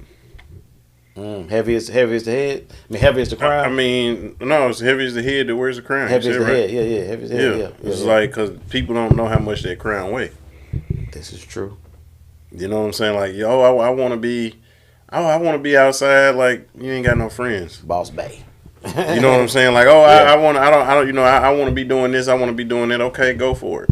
You know what I'm saying? Like. You be the one that has to make the decisions, and then the weight of if it doesn't go right, it's on me. Yeah. Because everybody want to make decisions. Nobody want the accountability. Mm-hmm. You know what I'm saying? When it go bad, nobody wants to say, okay, you know what, I fucked up. That's my bad. That's on me. Nobody want that. We like, what they say, where the big boy draw. We like, I got the big dick. Okay, cool. When it fuck up, just like you And I heard, and this ain't the shade, you know, LeBron, but what's the guy name? Olden Polynice. He said on Byron Scott. He said the thing is, man. He said on Byron Scott podcast. He's like, man, what I grew up. He said Magic mess up. Magic was like, I gotta play better. I gotta, you know, we saw Mike. Man, I gotta play better. I gotta pick it up. Isaiah Thomas. He said with LeBron, it's always, we gotta. You know, we need to go back and look at the film. We need to, and he's like, but when you win, I had to dig down deep, or I had like take that same. You know what I'm saying? And it's like you want to be that guy. That's true. You want to be that girl. You want to be that person. Yeah. And it's not about capability. Yeah. Everybody's capable of doing it. The difference is that when I fuck something up, I'm gonna own it. I'm gonna acknowledge it, and then I'm gonna work to do better so I don't do it again. Yeah. You know what I'm saying? When you like the idea of even acknowledging that you fucked up is killing you. Yeah. So you can't be me, cause you can't even deal with being wrong. Because I look at sometimes I've talked to women before, even some recently, some even coworkers. Everybody want to be a stay-at-home mom until you become a stay-at-home mom and see all that it entails, all that you're, demanded are you supposed to be doing, right? It sounds good to homeschool your kids until you actually see what, that job entails. You know what I'm saying? What it really look like. It could be a thankless job. You know what I'm saying? Motherhood or fatherhood. If you're thinking that, it's going to be meals sometime, you turn ready sometime, it's going to be some meals that you cook that your kid's not going to like. They ain't even going to say thank you. You know what I'm saying? But will you continue to do it just because that's your job, that's, your mom, whatever, you're supposed to be doing that? Or are you going to be predicated on that was so great. You know what I'm saying? Thank you, mom, da-da-da-da. Just like you go to work or we go to work every day or something like that. Like, we don't look for validation, right? We don't look for it. Will we like it? Sometimes, sure. We want you to say thank you, da-da-da, but we're not gonna predicate us going out there doing what we do off of what you being grateful or doing that. We gotta do what we gotta do anyway. You know what I'm saying? Regardless of whether you accept it, validate me, approve of me, or whatever. And so I just think a lot of women, truthfully, they don't want to be boss babes because they don't want to be, truthfully, most women want a dude to get them in check, put them in check, you know what I'm saying, the proper way, right? And so most women that say they just want to be this boss babe and stuff like that, I just think that it's more of a facade and trendy thing, not something when they're actually put in a position that they want to bear everything that comes with it. You know what I'm saying? I could be a stay-at-home mom if I have a maid, if I have other people around me to do these other jobs, and I could just sit up watching my soap operas and do what I do. But if you actually have to put in the work that it takes to do that, I think a lot of people would think twice. No, I mean, and even with that, I mean, it's unfortunate because, again, we allow society to dictate what shouldn't be allowed. I don't imagine we have any children watching us, but if your kids, if you watching this with your mom and dad, enjoy it. Don't be in a hurry to get grown. Please, because please, it don't get easier. It don't get better. It gets more difficult. I talk to it with coworkers a lot. Like the flex that our parents did is they didn't let us always see the struggle. So that's why now when you get paid and you be about to cry when the direct deposit hit at 12:01 and you ain't got nothing but $4 left of your name by 12:04. I mean, and that's just that ain't entertainment, that ain't fun stuff, that ain't. We talking about paying bills. We talking about I'm not even gonna be able to pay the whole MLG&W bill till I get my taxes. Then I start out fresh. I'm gonna pay the whole thing. Like them first two joints, I'm gonna pay the whole thing, and then You know, the rest of the time is like if that joint say $700, y'all gonna get this good $5. Yeah. You know what I'm saying? And then hopefully, you know, keep some lights off. Right. You know what I'm saying, for a month, so maybe it don't go over that. Yeah. Cause when I get paid next week, I can't even pay that whole $5 cause now I got to pay the mortgage. You see what I'm saying? It's like so that stuff our parents didn't really teach us. We just saw them do it. We didn't understand. No, we didn't always have dish soap. They were putting water in it. They were stretching that dish soap out. Man, what? You know what I'm saying? Because we're right. Yeah, man, you put some water in that. You don't start it away. You add some water to that, boy. Like we didn't know that. Yeah. You know what I'm saying? Like we saw them use bleach, but we didn't know they was really using a cap full. Yeah. You know what I'm saying? Like that's it. They using a cap full of bleach. That's it. You know what I'm saying? Like, and we sitting up, man. Why I'm running out of bleach? My mom and dad never ran out of bleach because you ain't using it. You just pouring. You got to measure that shit. You know what I'm saying? Like we didn't see that. For sure. And so it's like the thing of we wanted to be grown until we knew what being grown entailed. Bro. You know what I'm saying? So like you got people that say they want to do, I want to be married, but you don't understand. It's gonna be some times where you miserable. For sure. You still want, like, you know what I'm saying, like that, but that's what you sign up for. It ain't always gonna be good. It ain't always gonna be lovey-dovey. It's gonna be times y'all can't stand each other. Are you still about that life? That's you know what I'm saying? Like, and that's the thing. Like, it's like being a parent. Your kids are not always gonna make you happy. You know what I'm saying? Like sometimes your kids make you want to slap the shit out of them. You still got to be. You can't just do that because they being an asshole. Yeah, man. And I don't know why y'all be scared to say it. Some of y'all kids, I done met some of y'all kids. Some of y'all kids assholes. That's what they doing. They'll grow out of it, hopefully. You know what I'm saying? But like, you want to like jack them, but you can't always do that. Not always. You know what I'm saying? Like, but again, everybody say they want it until it becomes your job, until it becomes your responsibility. Yeah. And if anybody knows, like you said it, like, man, Bill, you think motherhood is being thankless? Like, you know what the difference is? No matter how much you think your kids are ungrateful, when they win an award, when they get some money, the first person, who it gonna be? Man, I gotta buy mom dudes. And I'm not trying to throw shade on nobody mama, but there's some trash ass mamas out here. Right. Your kid is still gonna make sure you got a house. Yeah. He or she still gonna make sure you got a new car. He gonna make sure that house paid for. In some cases, before they even buy their own self something. Oh, and then I gave my dad some money to fix his truck up, so I got to drive the same truck. You know what I'm saying? I've been driving. You know what I'm saying? Put some rims on it, maybe. Yeah. You know what I'm saying? Like, you wouldn't have made, what you mean? No, you wouldn't have made the league without me. I'm the one that's out there watching you train, telling you, no, you got to go again. I'm at your game screaming and hollering. In some cases, I'll coach the teams, like, and the first person after you thank God is mama. Yeah. So if that ain't the thing, like every NBA player I watch, Carmelo, Dwight had everybody, oh, mom, you the real MVP.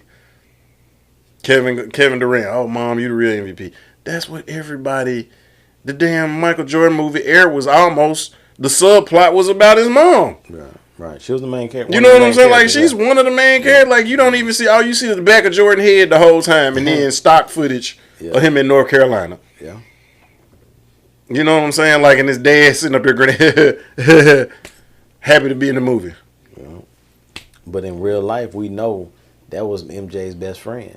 His dad was right. He retired because his daddy, not because like, come on, man. You know what I mean? So that's a whole other thing. We can talk for a while about Ayesha on that, but I do think it's hold people accountable, man. That's my whole thing. Women, whoever. That's, you know, I know you want to take up for other women. It's kind of like a whole thing, you know, but hold the folks accountable, because at the end of the day, you wish you was in her situation.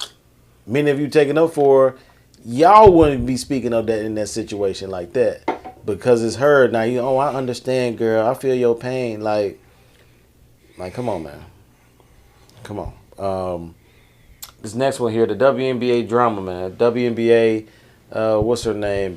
Kathy Engelbert. Is it Engelbert? That's the commissioner's name.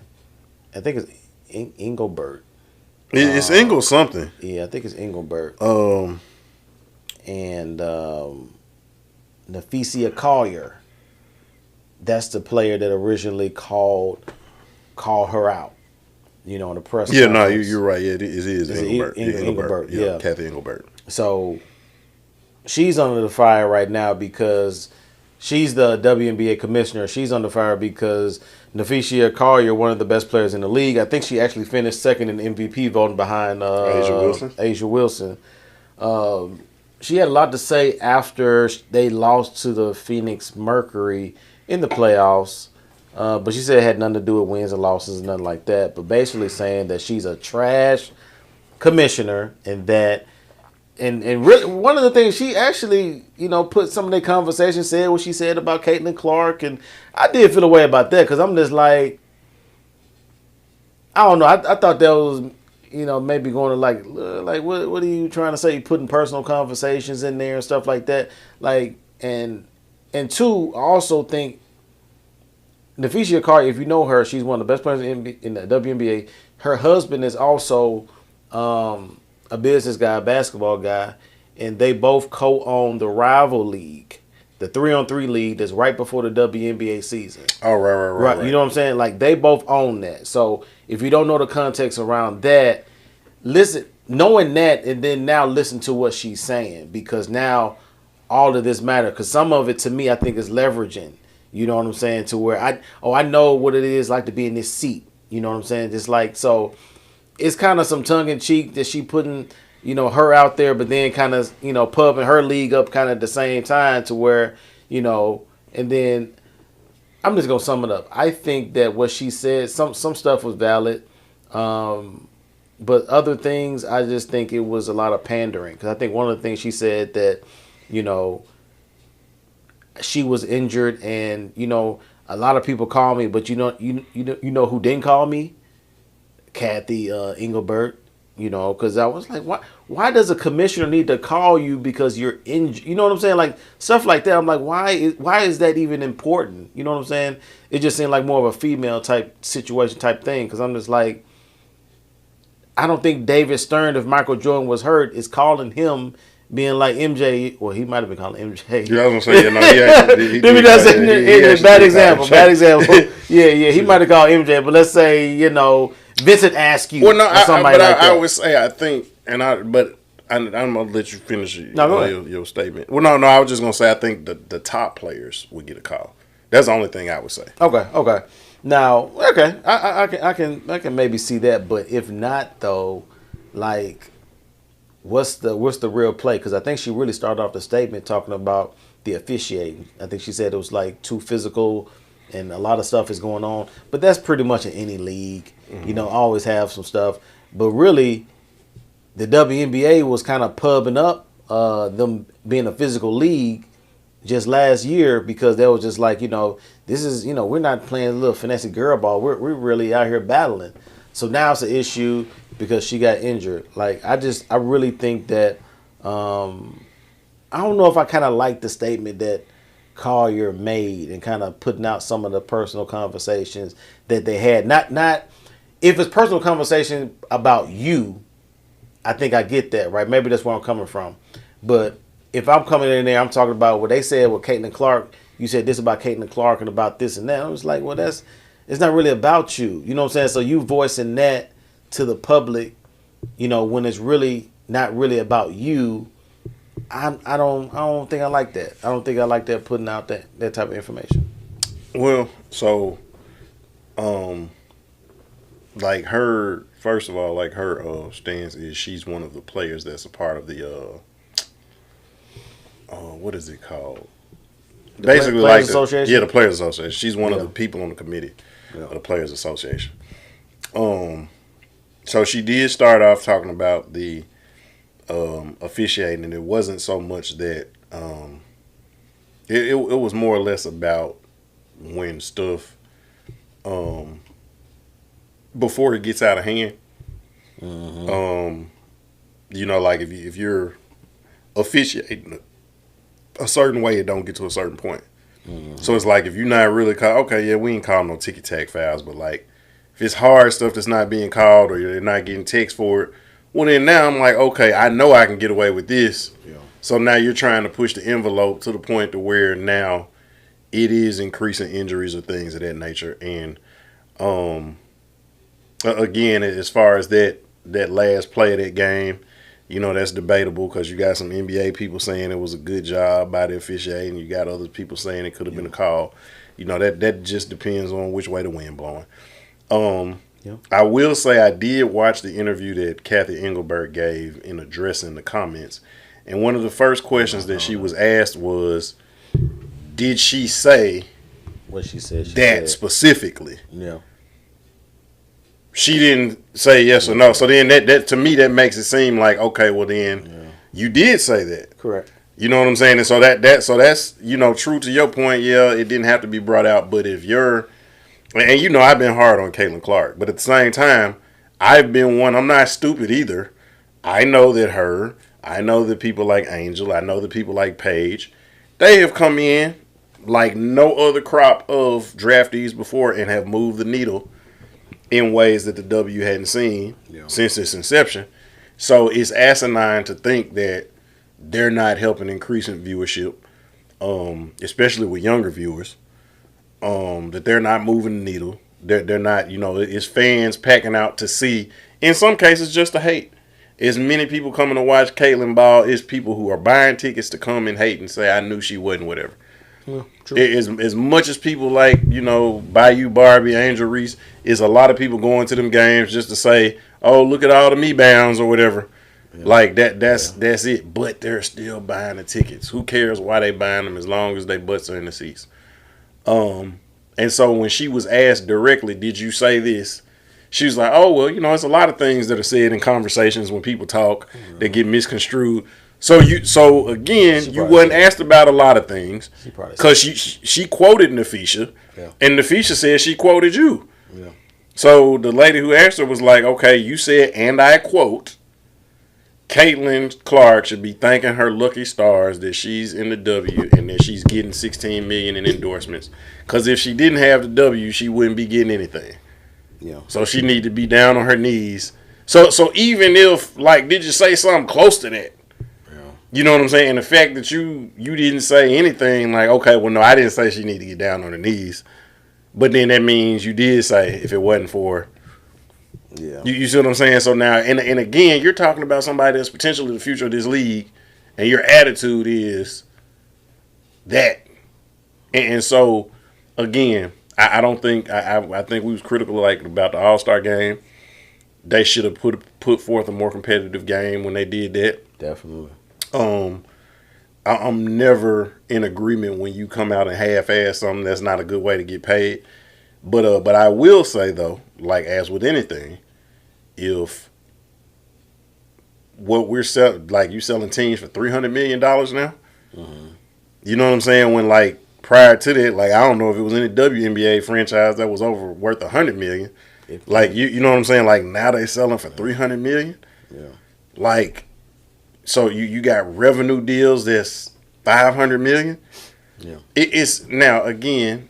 Should somebody be getting NBA contracts, it's not that many eyes on the game yet. You know what I'm saying? It's not a 1-for-1 type of comparison. But should people be making more than what they're making based on the revenue?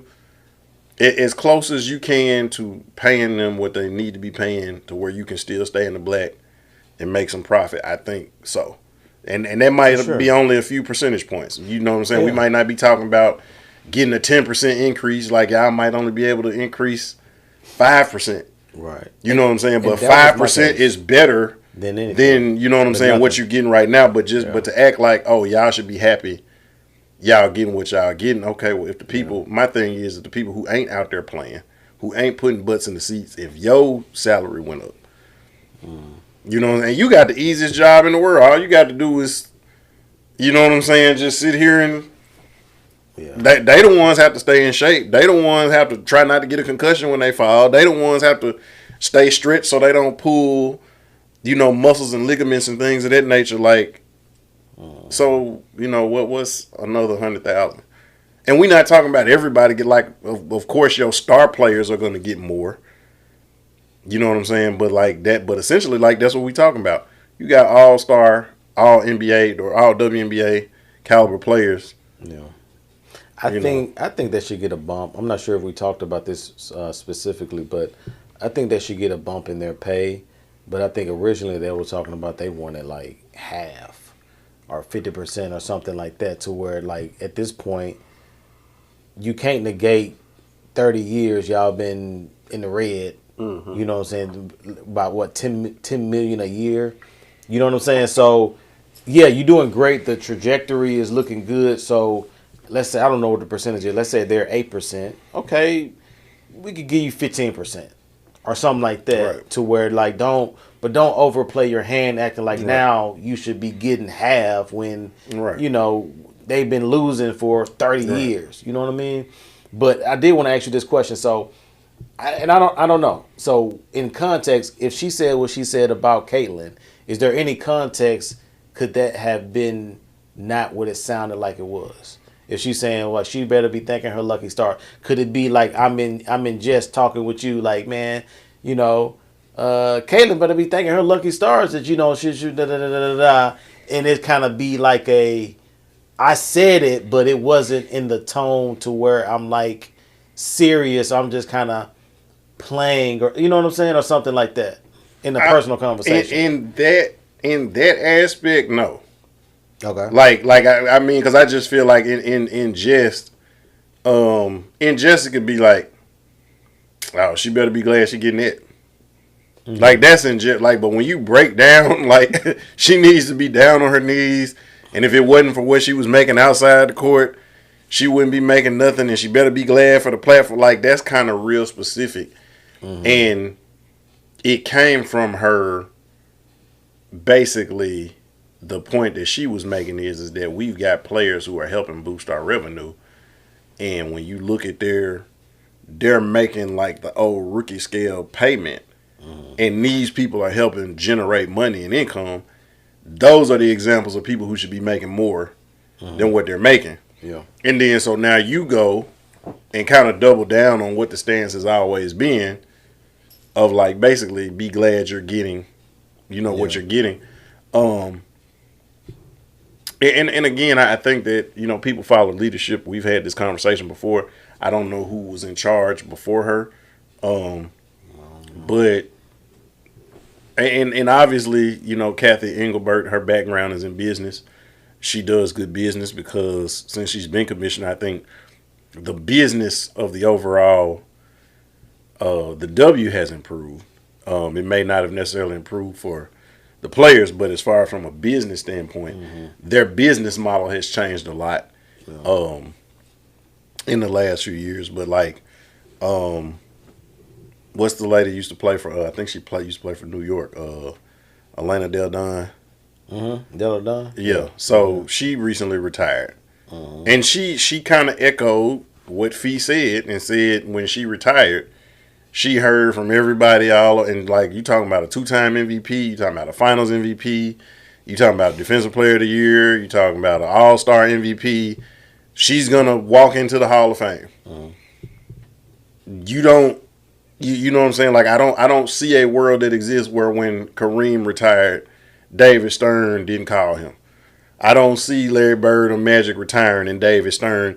Like David Stern was at the press conference. You know what I'm saying? Like he done flew from wherever he from to LA to be there with Magic. Then when they had a press conference when Magic made his announcement, like and again you can say, oh, well, he was a lawyer, whatever, but he protected his investment. He certainly took care of his stars, but then you got guys who wasn't even star players, like Isaiah Ryder, like a Nick Van Exel, who in interviews they talk about talking to Stern and having a relationship with him, like we could chop it up. You know what I'm saying? Not to where like Ocho does with Roger Goodell, where he be calling them popsers or whatever. Yeah. Like it ain't like that, but they got their relationship. So now when you got star players, Hall of Famers, that's saying you're the one in charge of this league, but we're helping hold, your coattails, hold your cape. And when I leave, you can't even say, hey, thank you for your service. Thank you for what you brought to this game. Because again, you ain't talking about the 12 men off the bench. Like she was still, I want to say she retired within the last year. she was still one of the top players. Yeah. You know, like well into her 30s, she's still one of the top players in the league. You know, a pillar of the league through the rough period. You call that player and say, hey, I appreciate you. Yeah, I mean, it ain't got to be nothing long. You ain't got to be, you know. So, I mean, that's kind of the consensus, though. Sometimes I think in anything you can be so bottom line driven that you forget the foundation of what's holding the building up. No, I agree. And I think that's because she's a business person. I think she's so about the bottom line, which is it's a good thing, but that you have to be able to deal with your people. Yeah. Now, I just asked you that question in context just because, I mean, I think I can agree with you on that.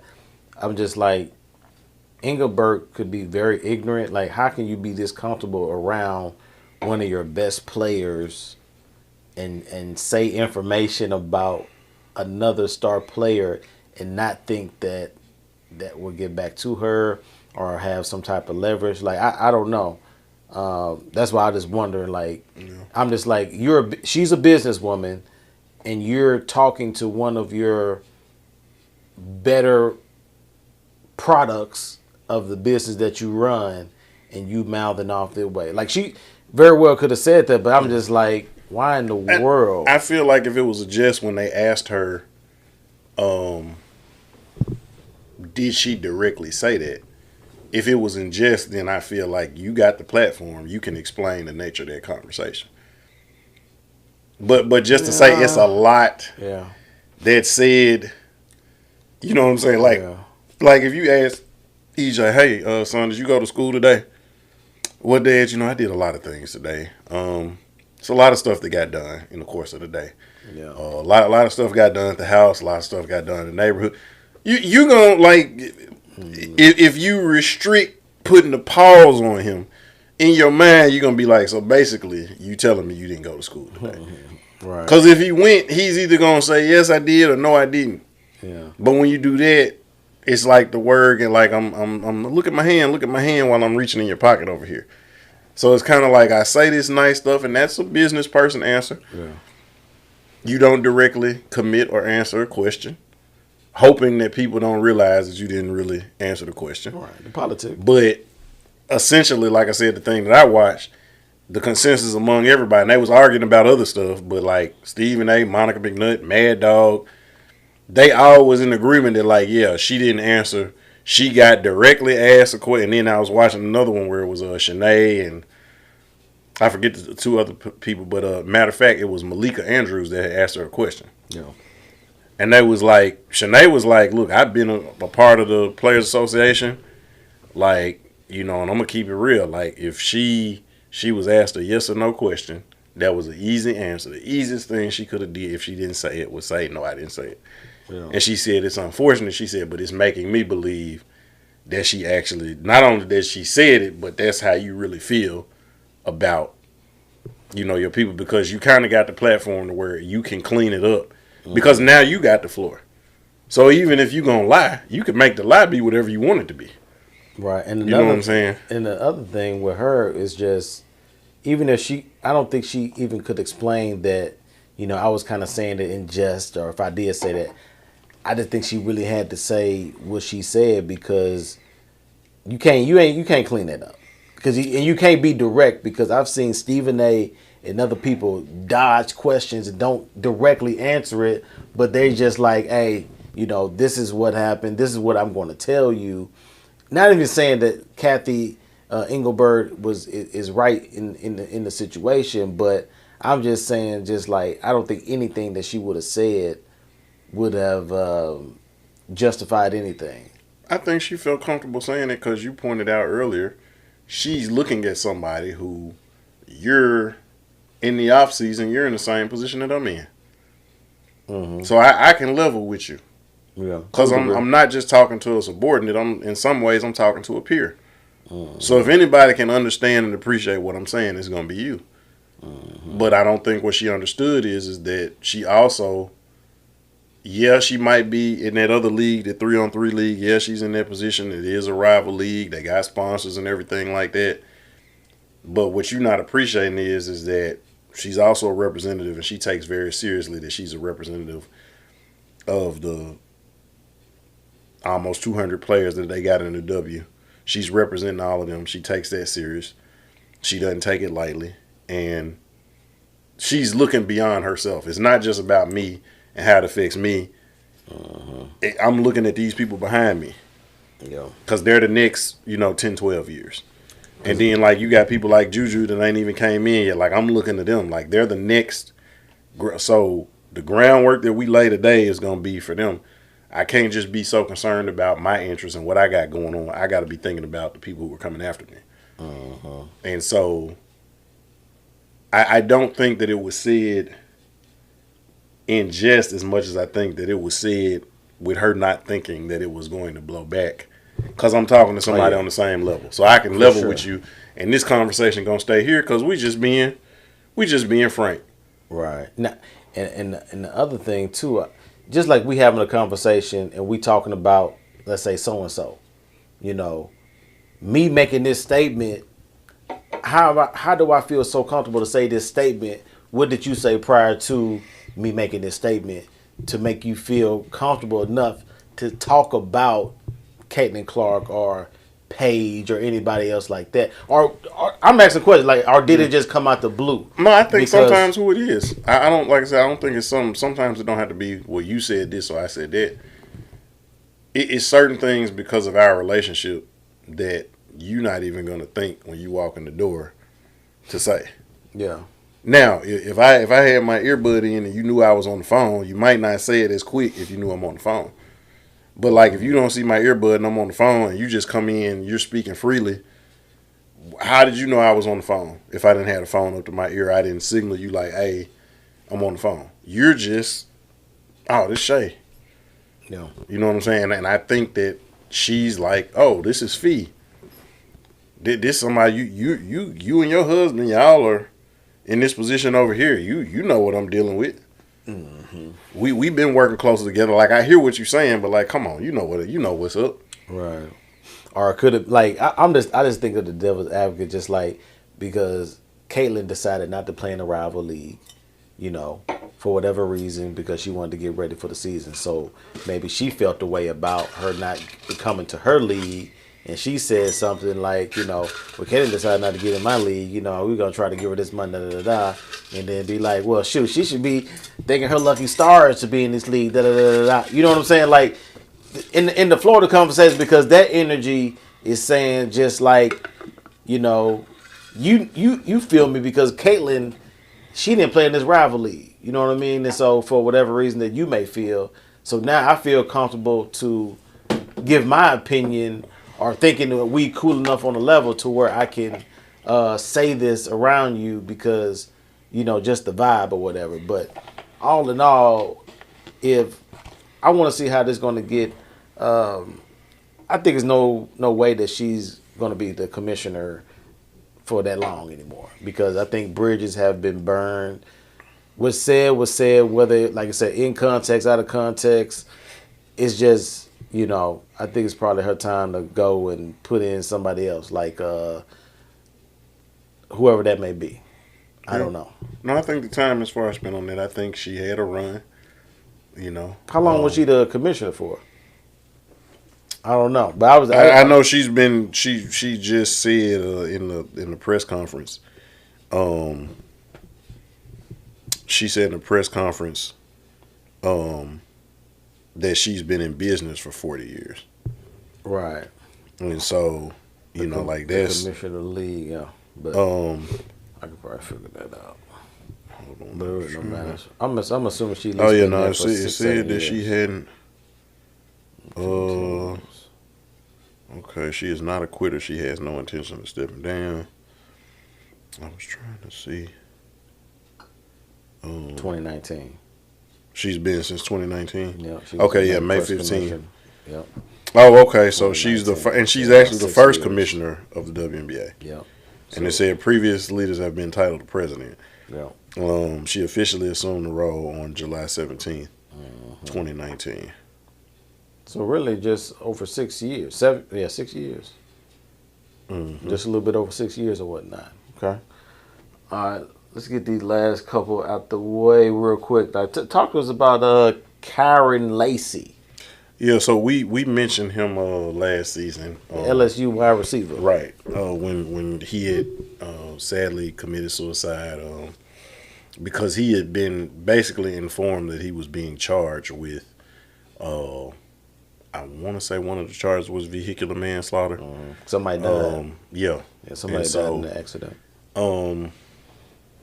And so that when the whole investigation happened, that messed his NFL stock up because he was actually projected to be, First round. a first round pick. But he definitely would have been playing in the NFL. Worst case scenario.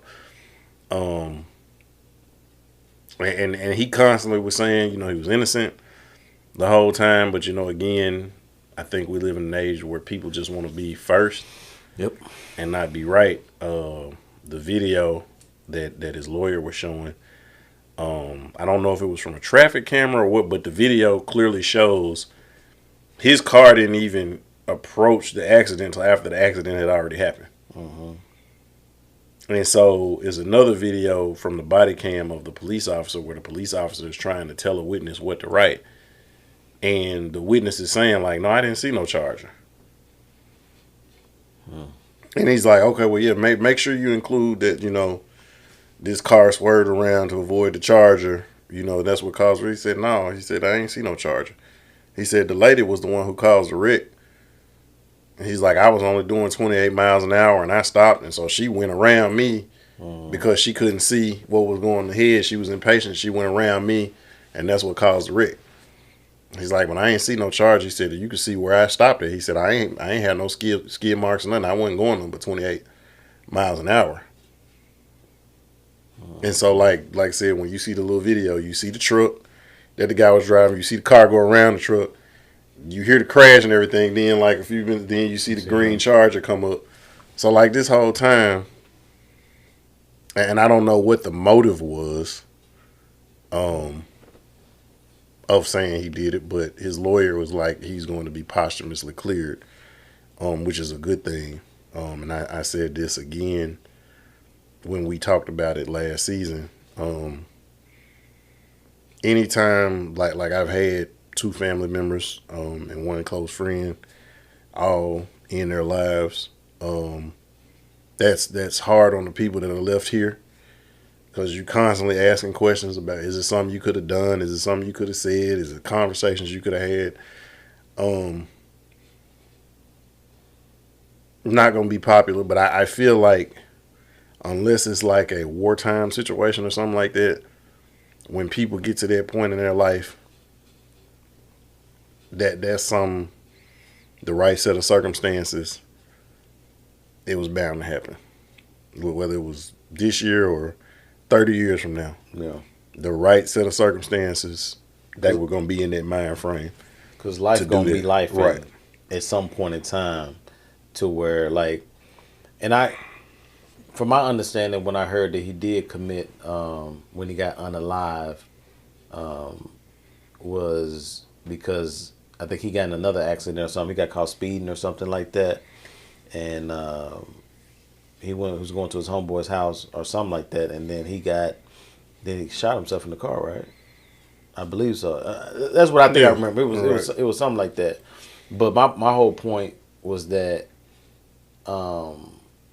he did that because he was thinking about all the other stuff, the draft that was coming up, all the stain that was on his record already with vehicular homicide, plus this particular situation that just happened. I think it was a domestic thing with his girlfriend or something like that. He ended up touching her or whatever, I believe.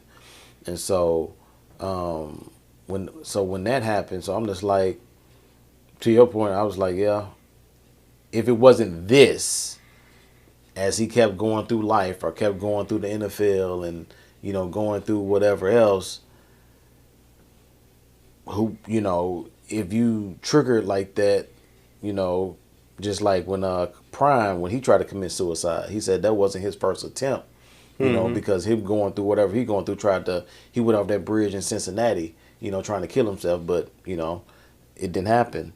But I think my overall point, what I'm saying was like, how how now is all this stuff coming out as far as the body cam and him being innocent and all this stuff? Because I'm like, wasn't this stuff available, the body cams and all this stuff prior to?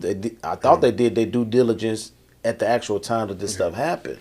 Well, no, I mean, like, again, it's not that stuff that was gonna have to come out in trial. You know what I'm saying? And so, like, when you already, and so his lawyer actually had the witness statement because like his lawyer hadn't stopped, fighting for it. Because keep in mind, this been, I think, almost a year now. So again, like, but he said he let the guy who he was on. I don't know what platform he was on. But he said it was the statement, the witness statement. He said if you look at this witness statement, he said the witness didn't actually write the statement. Because he said, as you can see on the body cam, the police officer's trying to get him to lie. He said when you look at the signature at the bottom, said it's not signed, it says refused. He's like, so basically, again, y'all are trying to charge somebody with your own witness statement. The witness didn't even sign the witness statement. You know what I'm saying? But like, you were just trying to pin it on somebody.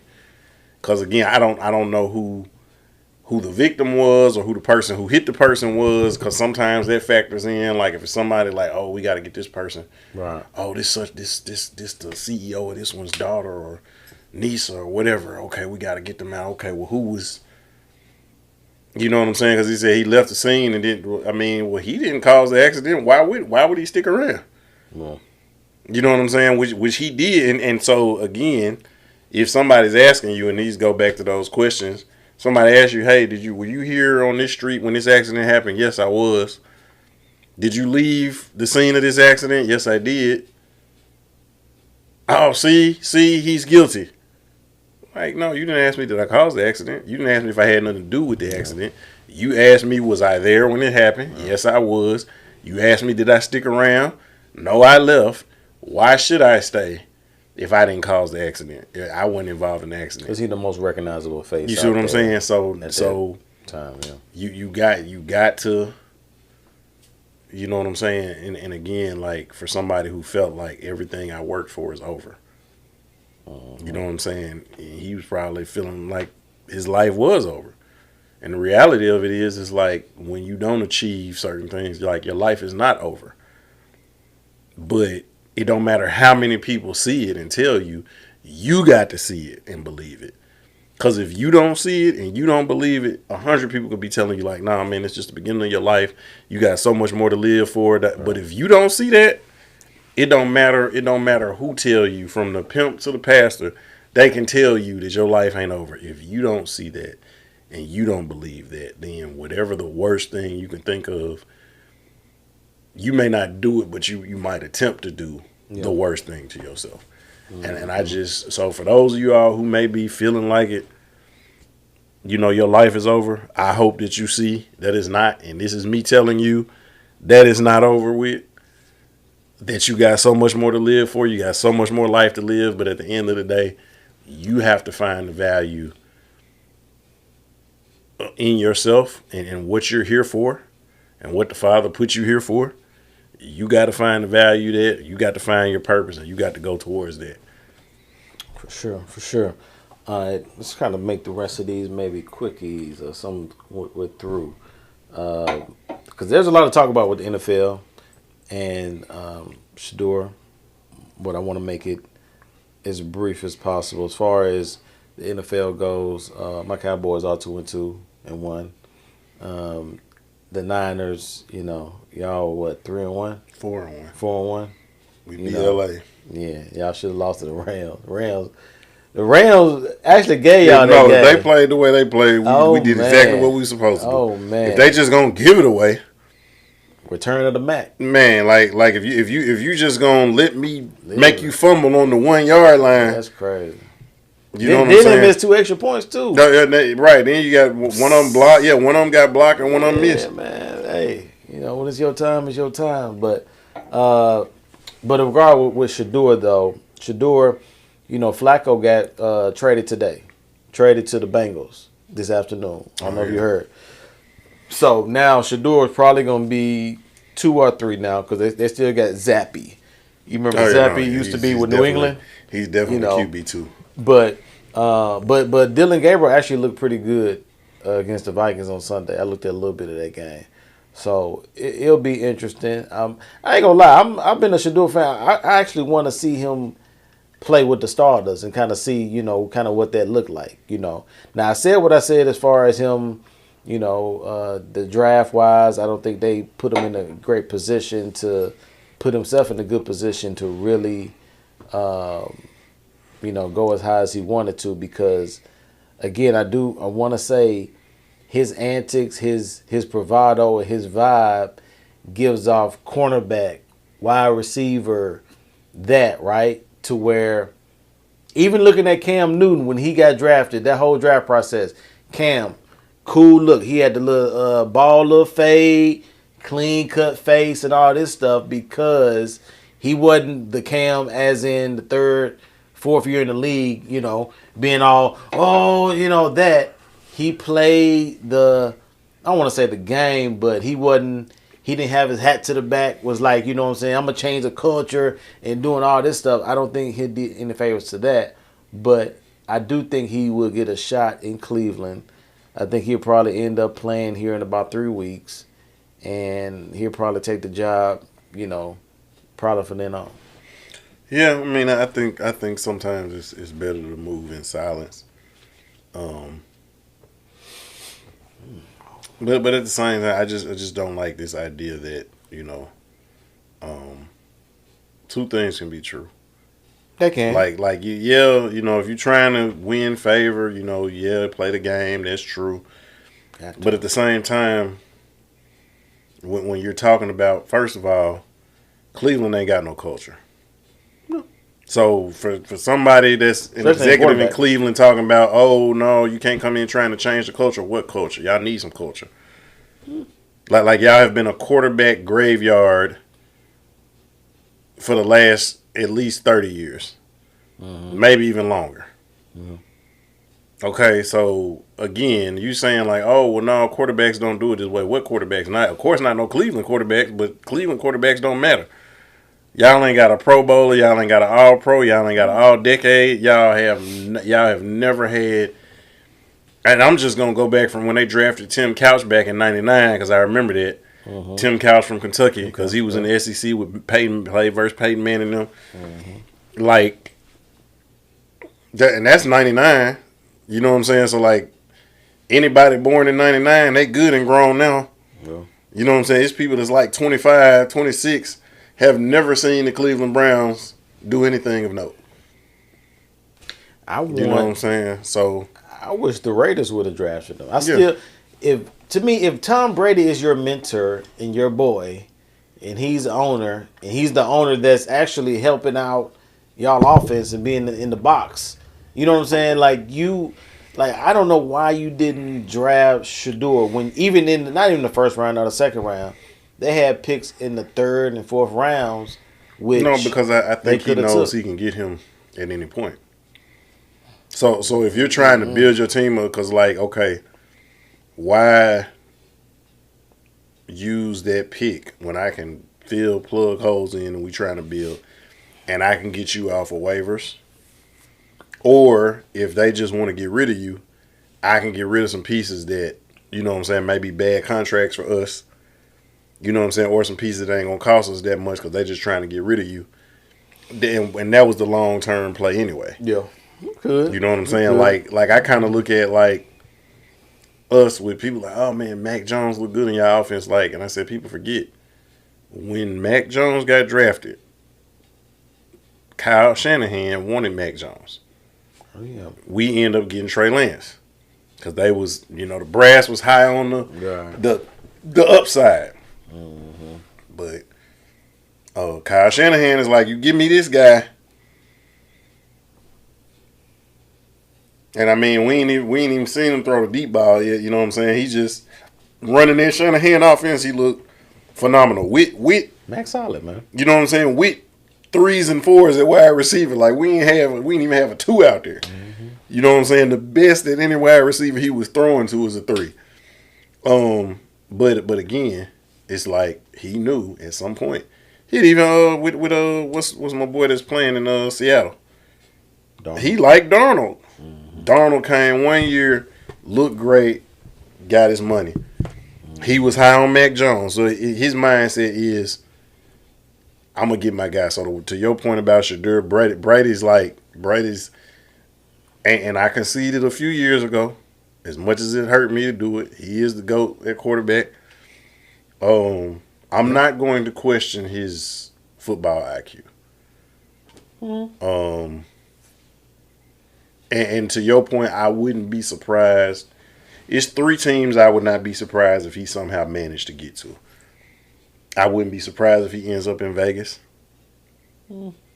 Cause see, they had already paid Geno, so it's like, okay, well, we gotta, we didn't pay them, so let's see.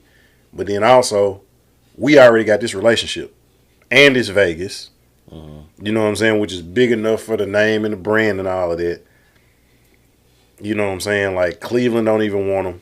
I can get it. Like if he gets waived, he gonna be the first call I'm making. You know what I'm saying? Or if we get a trade we like, you know what I'm saying? We give up a 7th round, like a 6th and a 7th rounder for him. Yeah. And then what y'all don't know is we gonna have him. Look, he gonna be with me, and just watch Geno. Because if anybody know about bouncing back and coming back, you got the right guy to learn from in that capacity, and you're going to do like what's my boy Mahomes did with Alex Smith. We're going to sit you for a year, and then you're going to take off. You know what I'm saying? I wouldn't be surprised if he ends up in San Francisco, because that was one of the teams that Prime was high on, because he always liked that organization, even though he was only there for a year. And, of course, he likes, Shanahan and what he could do in that offense and everything. Definitely wouldn't be surprised if he ends up in Dallas. Yeah. I could definitely. So like one of those 3, I could like I said. Now the least likely I think is us, because we just paid Brock, and then like I said, hell, as good as Mac playing, we might try to franchise him next year. Like I said, I think his chances of being in Vegas and Dallas are better. Yeah. But I don't have a problem with him having his bravado. I just hope he keeps quiet long enough so he gets his chance. Yeah, that's all I'm saying. Like, I don't want somebody to not be them, but just like when you're in corporate America, sometimes you just got to know when to be quiet. That don't mean that you're a punk. That don't mean that you're not alpha. That just means I know when I need to say what I need to say. And the time is usually when I get that position. You know what I'm saying? If I'm trying to go to be the president of this company, I can say more when I actually in that position rather than, speak my way into that position. It's because when you're dealing with billionaire white people, you know what I'm saying? Honestly, a lot of them think a certain way. Whether you like it or not, whether that's good or whether that's bad, whether that's right or whether that's wrong, they think a certain way. And so certain energies is going to give off certain things to where, quite frankly, you got to make them feel comfortable. But once you sign on the dotted line, they owe you that anyway. You know what I'm saying? So that's what Cam did. Cam did that. Then that's when Cam started to do what he did, put his personality out there, start growing his hair, doing all that stuff. But he signed the dotted line before he started to, you know what I'm saying, really trying to be like that. Let's go get in these quickies real quick. We're gonna put Mark Sanchez in here with the quickies with his arrest. Now, the first thing I heard about Mark Sanchez is that he got stabbed. This is the first report that I got. So the next thing I saw is that he got arrested, and so I had to go back and I'm like, so how did he go from, because he was in the hospital, critical condition. That's the first report I heard. Critical condition, he got stabbed by somebody in the night, whatever, club or something. The next thing I said, he's arrested. So what's that? What's on that? He got stabbed. Actually, the guy stabbed him in self-defense. Almost 70-year-old man stabbed him in self-defense. I saw that, yeah. And if you saw, he's 69. 69, okay. Yeah. But like I saw a picture of the guy like in the hospital bed, and of course they had kind of put the black thing over his face so you couldn't see, kind of like the sensor, so you couldn't see what the guy looked like. But this guy looked in horrible shape. So like Mark Sanchez beat the shit out of him.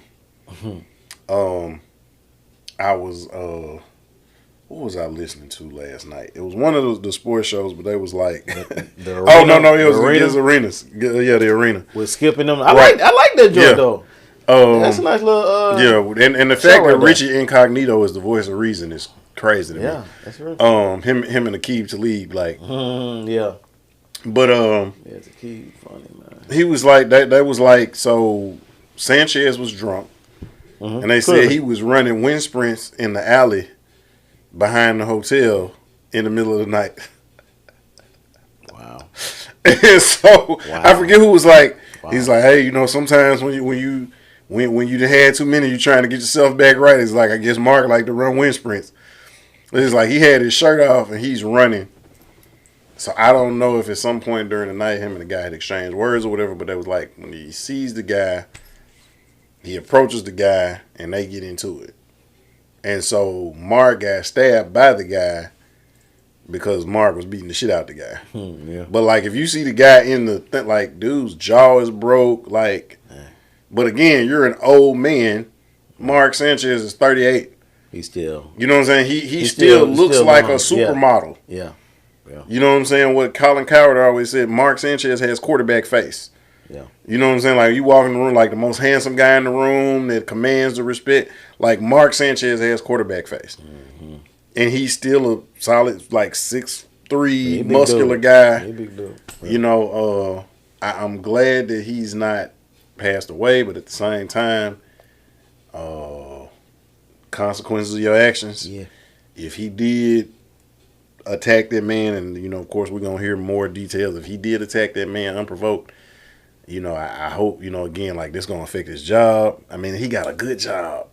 Yeah, Fox. You know what I'm saying? If you got to have a job, like that's the job you want. You making more than $1 million a year. Yeah. That's the job you want, to sit down and talk what you've been doing your whole life. Yep. Easy money. Easy money. You ain't even got to be good at it. Yeah. Nah, you really don't. I mean, what's our boy name? We used to clown in the NBA. Ryan Hollis, like, you ain't even got to be good at it. Right. He played. He got more credibility than all of us.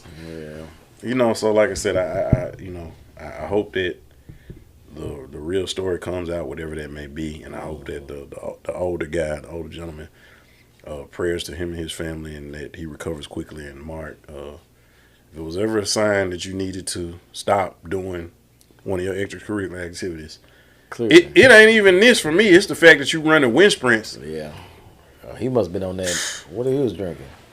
That's the question. He must have had some of that Molly that you was talking about that P. Diddy had. Yeah, he had some of that, huh? He had some of that lace with that. All right, now Neo got 4 girlfriends. He was on the Jada and Joe podcast talking about his. I don't think he's married because he's living. He can't say he's married because but he had say he has 4 girlfriends, and they all live together. He has an Alaskan king bed. If you don't know what an Alaskan king is, that's just like a shack bed. If you ever seen shack bed on cribs and stuff like that, something like that. Something that can hold 4 or 5 people in it. What say you, Rag? Real quick. I mean, like, are you congratulating, or are you just like, man, that's a no? That's I a mean, nice like, first of all, like, if I ever was doing something like that, they couldn't all know about each other. Like, that's just, yeah. I mean, because going back to the covenant thing, like, it's gonna be some comparison. You know what I'm saying? Like, you can't. First of all, you can't buy all of them the same gift.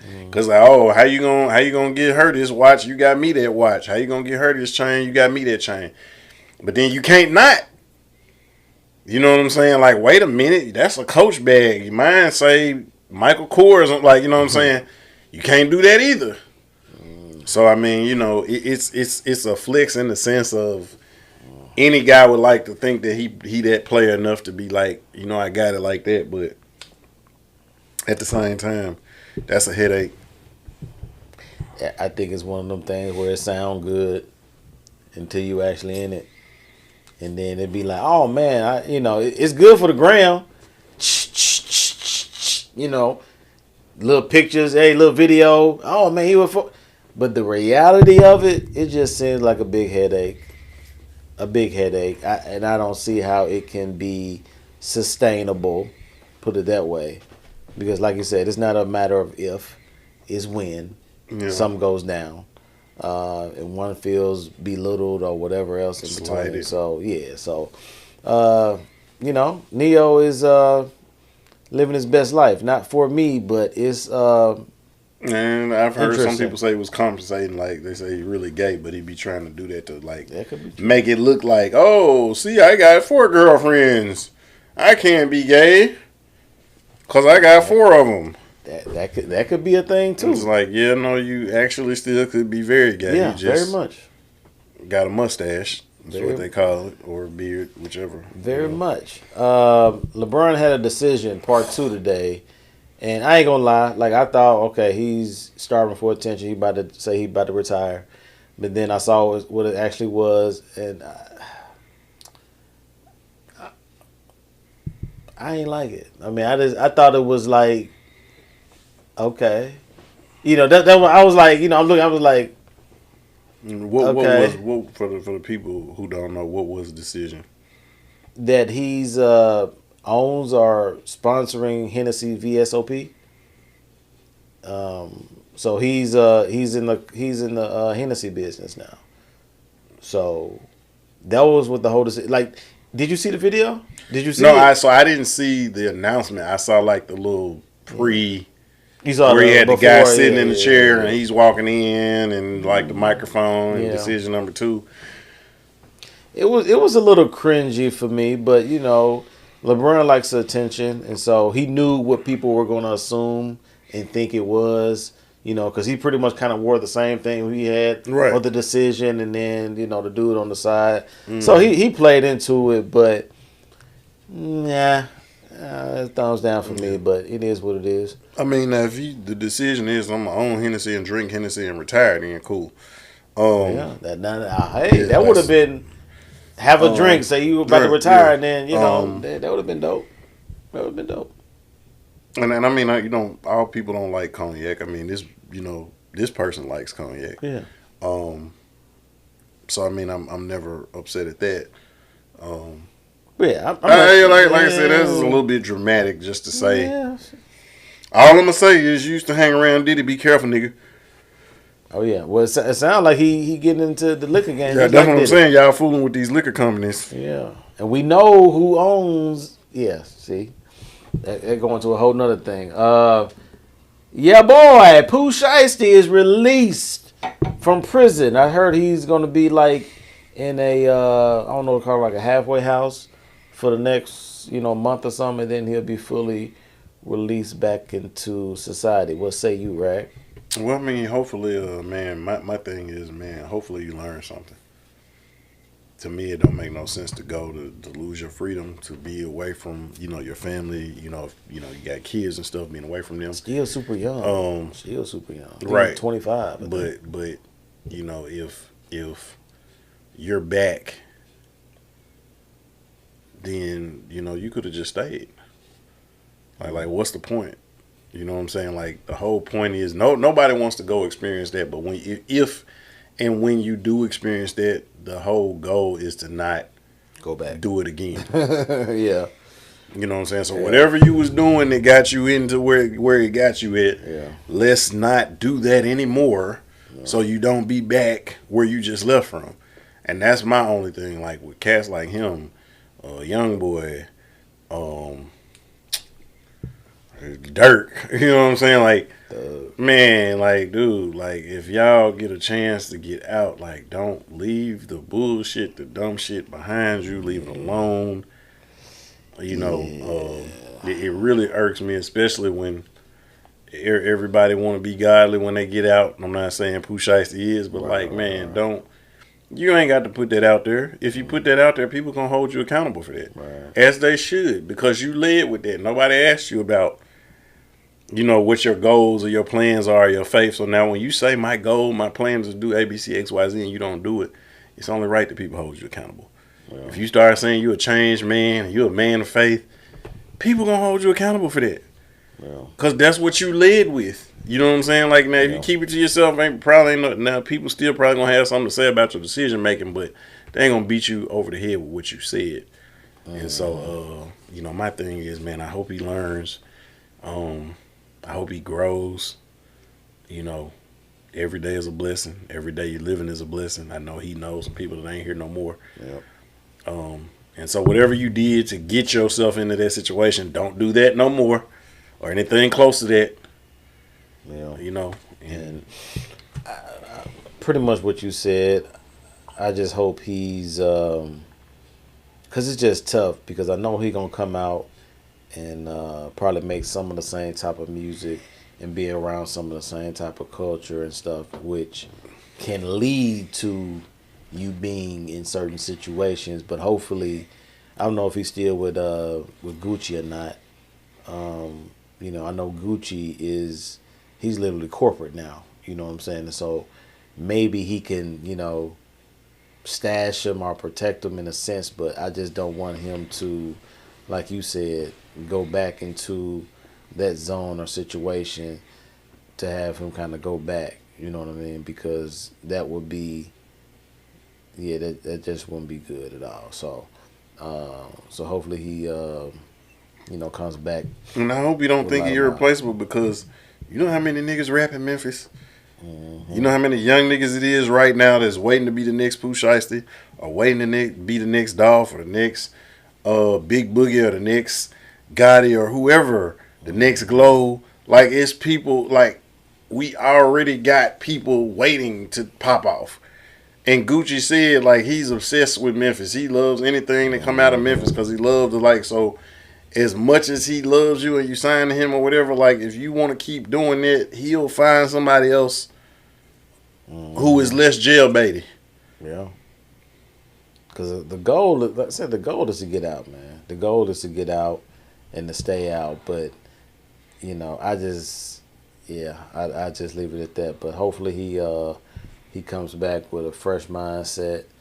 If you're going to get money, get money. But have a changed mindset and maybe even lifestyle. Bad Bunny is going to be the Super Bowl performer for halftime. What say you? He's very popular worldwide. Yeah. And the goal is always, I know they kind of change it up. So, like, one year it might be, if it's this person this year, next year it's going to be. So I wouldn't be surprised if whoever doing it next year is singing. You know what I'm saying? It's going to be some pop, R&B act next year. And then the year after that, it'll be another rapper. You know what I'm saying? And it always cycles around. But, I'm happy for him. He is definitely expanding. This dude be acting now, wrestling. Like, Bad Bunny is everywhere. You know what I'm saying? Like, yeah, he's headlining some wrestling pay-per-views. Okay. It's actually pretty good, too. Like, he look like, hold up, if you decide to stop making music, like, he could actually be. And the people he worked with was like, nah, he took the training seriously. Like, he wasn't just like a gimmick. Like, he was really trying to master that craft. Yeah. And, like I said, he's been in a lot of movies. Like, he was in that movie Bullet Train, the one that was Brad Pitt. Okay. Yeah. So like I said, he's really expanding his repertoire and his portfolio as far as the things that he does. And so hopefully, I'm not going to say I know a lot of the songs. He only got one song that I missed. It's a song he did called Booker T. And he actually had Booker T in the video. Okay. But that's the only one I know. You know what I'm saying? But again, like, I see his music, and he does it kind of like bilingually, like in English and in Spanish too. So hopefully it'll be a good show. Yeah, I'm sure it'll be a good show. I'm not familiar with him much at all. I'm familiar with him a little bit because when McDade got married in Puerto Rico last year, his wife is Puerto Rican. Mm-hmm. They played a lot of Bad Bunny up there, and they actually just went they had a concert in Miami. They went down there, and so he said it was off the chain. There was a lot of stuff, whatever going on, but not my cup of tea, really. I don't really know any of his songs. I know they're very poppy, you know what I'm saying, sounding and stuff like that. But as far as the show, he's gonna put on a show, bro. Yeah. And if I spoke Spanish well, like, I probably would love his songs. You know what I'm saying? Like, yeah. But because I don't know what they're saying. Yeah, with my whack command of the Spanish language. Like, I understand about 4 words. You know what I'm saying? It's like hood, street, car, milk. That's all I know what he said. Like, you know what I'm saying? Everything else, Yeah, you had to slow it down. You ahead of the game with me on that. But yeah, I mean, you know, it's a good thing. It'll be straight. All right, this last one here. I don't know if y'all remember. This was probably last year at some point. We were talking about Pastor Robert Morris. He's he was the pastor of Gateway Church. Pretty much, I think that was the largest church in North America, literally, out there in Texas. He was in a situation for sexual child essay. What they say, I don't want to get, flagged. You know, because a lot of people say essay. If you don't know what essay means, just Google it. You'll kind of see what it is. But he got arrested. He actually pled guilty for it, and so he's only getting 6 months. What I heard. So obviously, I think it's some type of plea deal, but. Yeah, so I don't think that's a lot of time, and I heard he's going to be not in the main population. He's going to be stashed away, kind of on the side. So this is no way. Yeah, exactly. So it's a pat on the hand. You know what I'm saying? That's why I think he pled guilty, because he probably knew this type of sentence was coming. Because if he didn't, it probably would have been way more. So it is what it is. It probably be more to come out about this, but I just thought it was interesting. Man, you cannot hurt no child. 12-year-old child at the time when that happened. When you go to jail, you hurt a child and you go to jail, it's gonna be over with for your life. Yep. If you put into the main pop. Oh yeah, no. If you're in gym pop, it's over with. Yeah. But I mean, in some cases, even not. Like if they find out, unless you just in the space where that's all who you around. Yeah. Sometimes even when you're with like protected people, like. You got people if they find out that that's what you did. Yeah. Like, it ain't hard for you to get cut, or you know what I'm saying? You end up in the infirmary with some injuries. Mm-hmm. So, I mean, and again, I'm not wishing that type of payback on anybody. Yeah. But I will say when you do certain things, you can't get mad. Old saying goes, we all get to choose the crime. We don't get to choose the punishment. Right. And even in his case, I just think he probably thinking like this happened over 30, 40 years ago. You know what I'm saying? So it's like, he probably feel like, why y'all, doing to me to this now, and so on and so forth. But I really do hopefully that he really repents from this situation, and and not just do it. Just say it just so you can get the less time, but do it knowing that, this was something that should not happen, and that you pretty much got off, you know what I'm saying, for years. Well, I mean, and is that the only one or is that the only one we know about? Only one that's public. That's the only one. You know what I'm saying? Like I said, I just find it hard to believe. Correct. Yeah. One off. Like with certain things, like I robbed this bank. My family was starving. I did it one time. That's possible. You know what I'm saying? But like for this to come out, you know what I'm saying? Like, and again, like I could understand somebody, not saying that it's right, but I can understand somebody like, oh, she told me she was 18 and she was really 17. Okay, 17 and 18 look an awful lot alike. They do. Ain't no fucking way you thought a 12-year-old was grown. He already knew. You know what I'm saying? Like, it's no way that you thought. Mm-hmm. And keep in mind, and this is coming from somebody who and I got the pictures to prove it. This is coming from somebody who had a mustache in the 6th grade. Because, yes, I had a mustache, but my face looked, it's like, okay, you got facial hair, but my face looked 11. It's like, okay, you got teenage facial hair, but your face looks 11. Yeah. You know what I'm saying? So, like, I don't know how you see a 12-year-old and think, like, oh, this is an adult. Like, I don't, and working with kids as long as I work with kids, teaching, mentoring, the whole 9 yards, 12-year-olds look 12.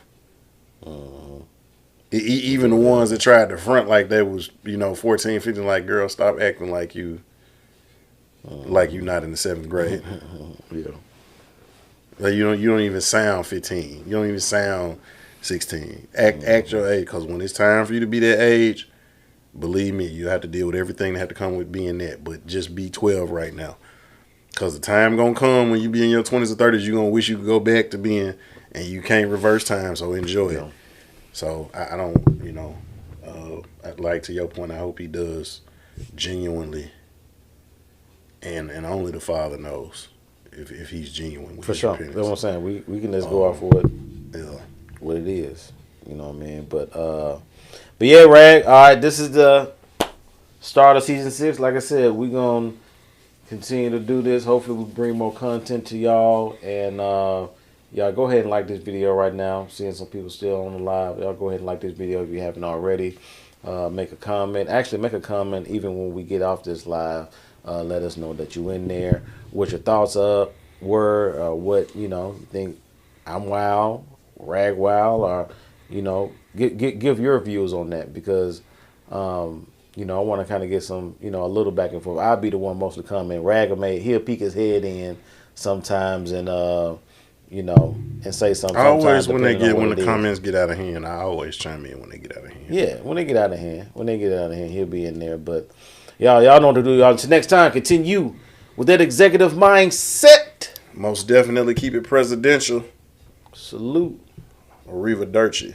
Bow. Let me see. Yeah. Like we had 80 folks on the line. Like I'll address it on here. I ain't gonna go back and forth with nobody.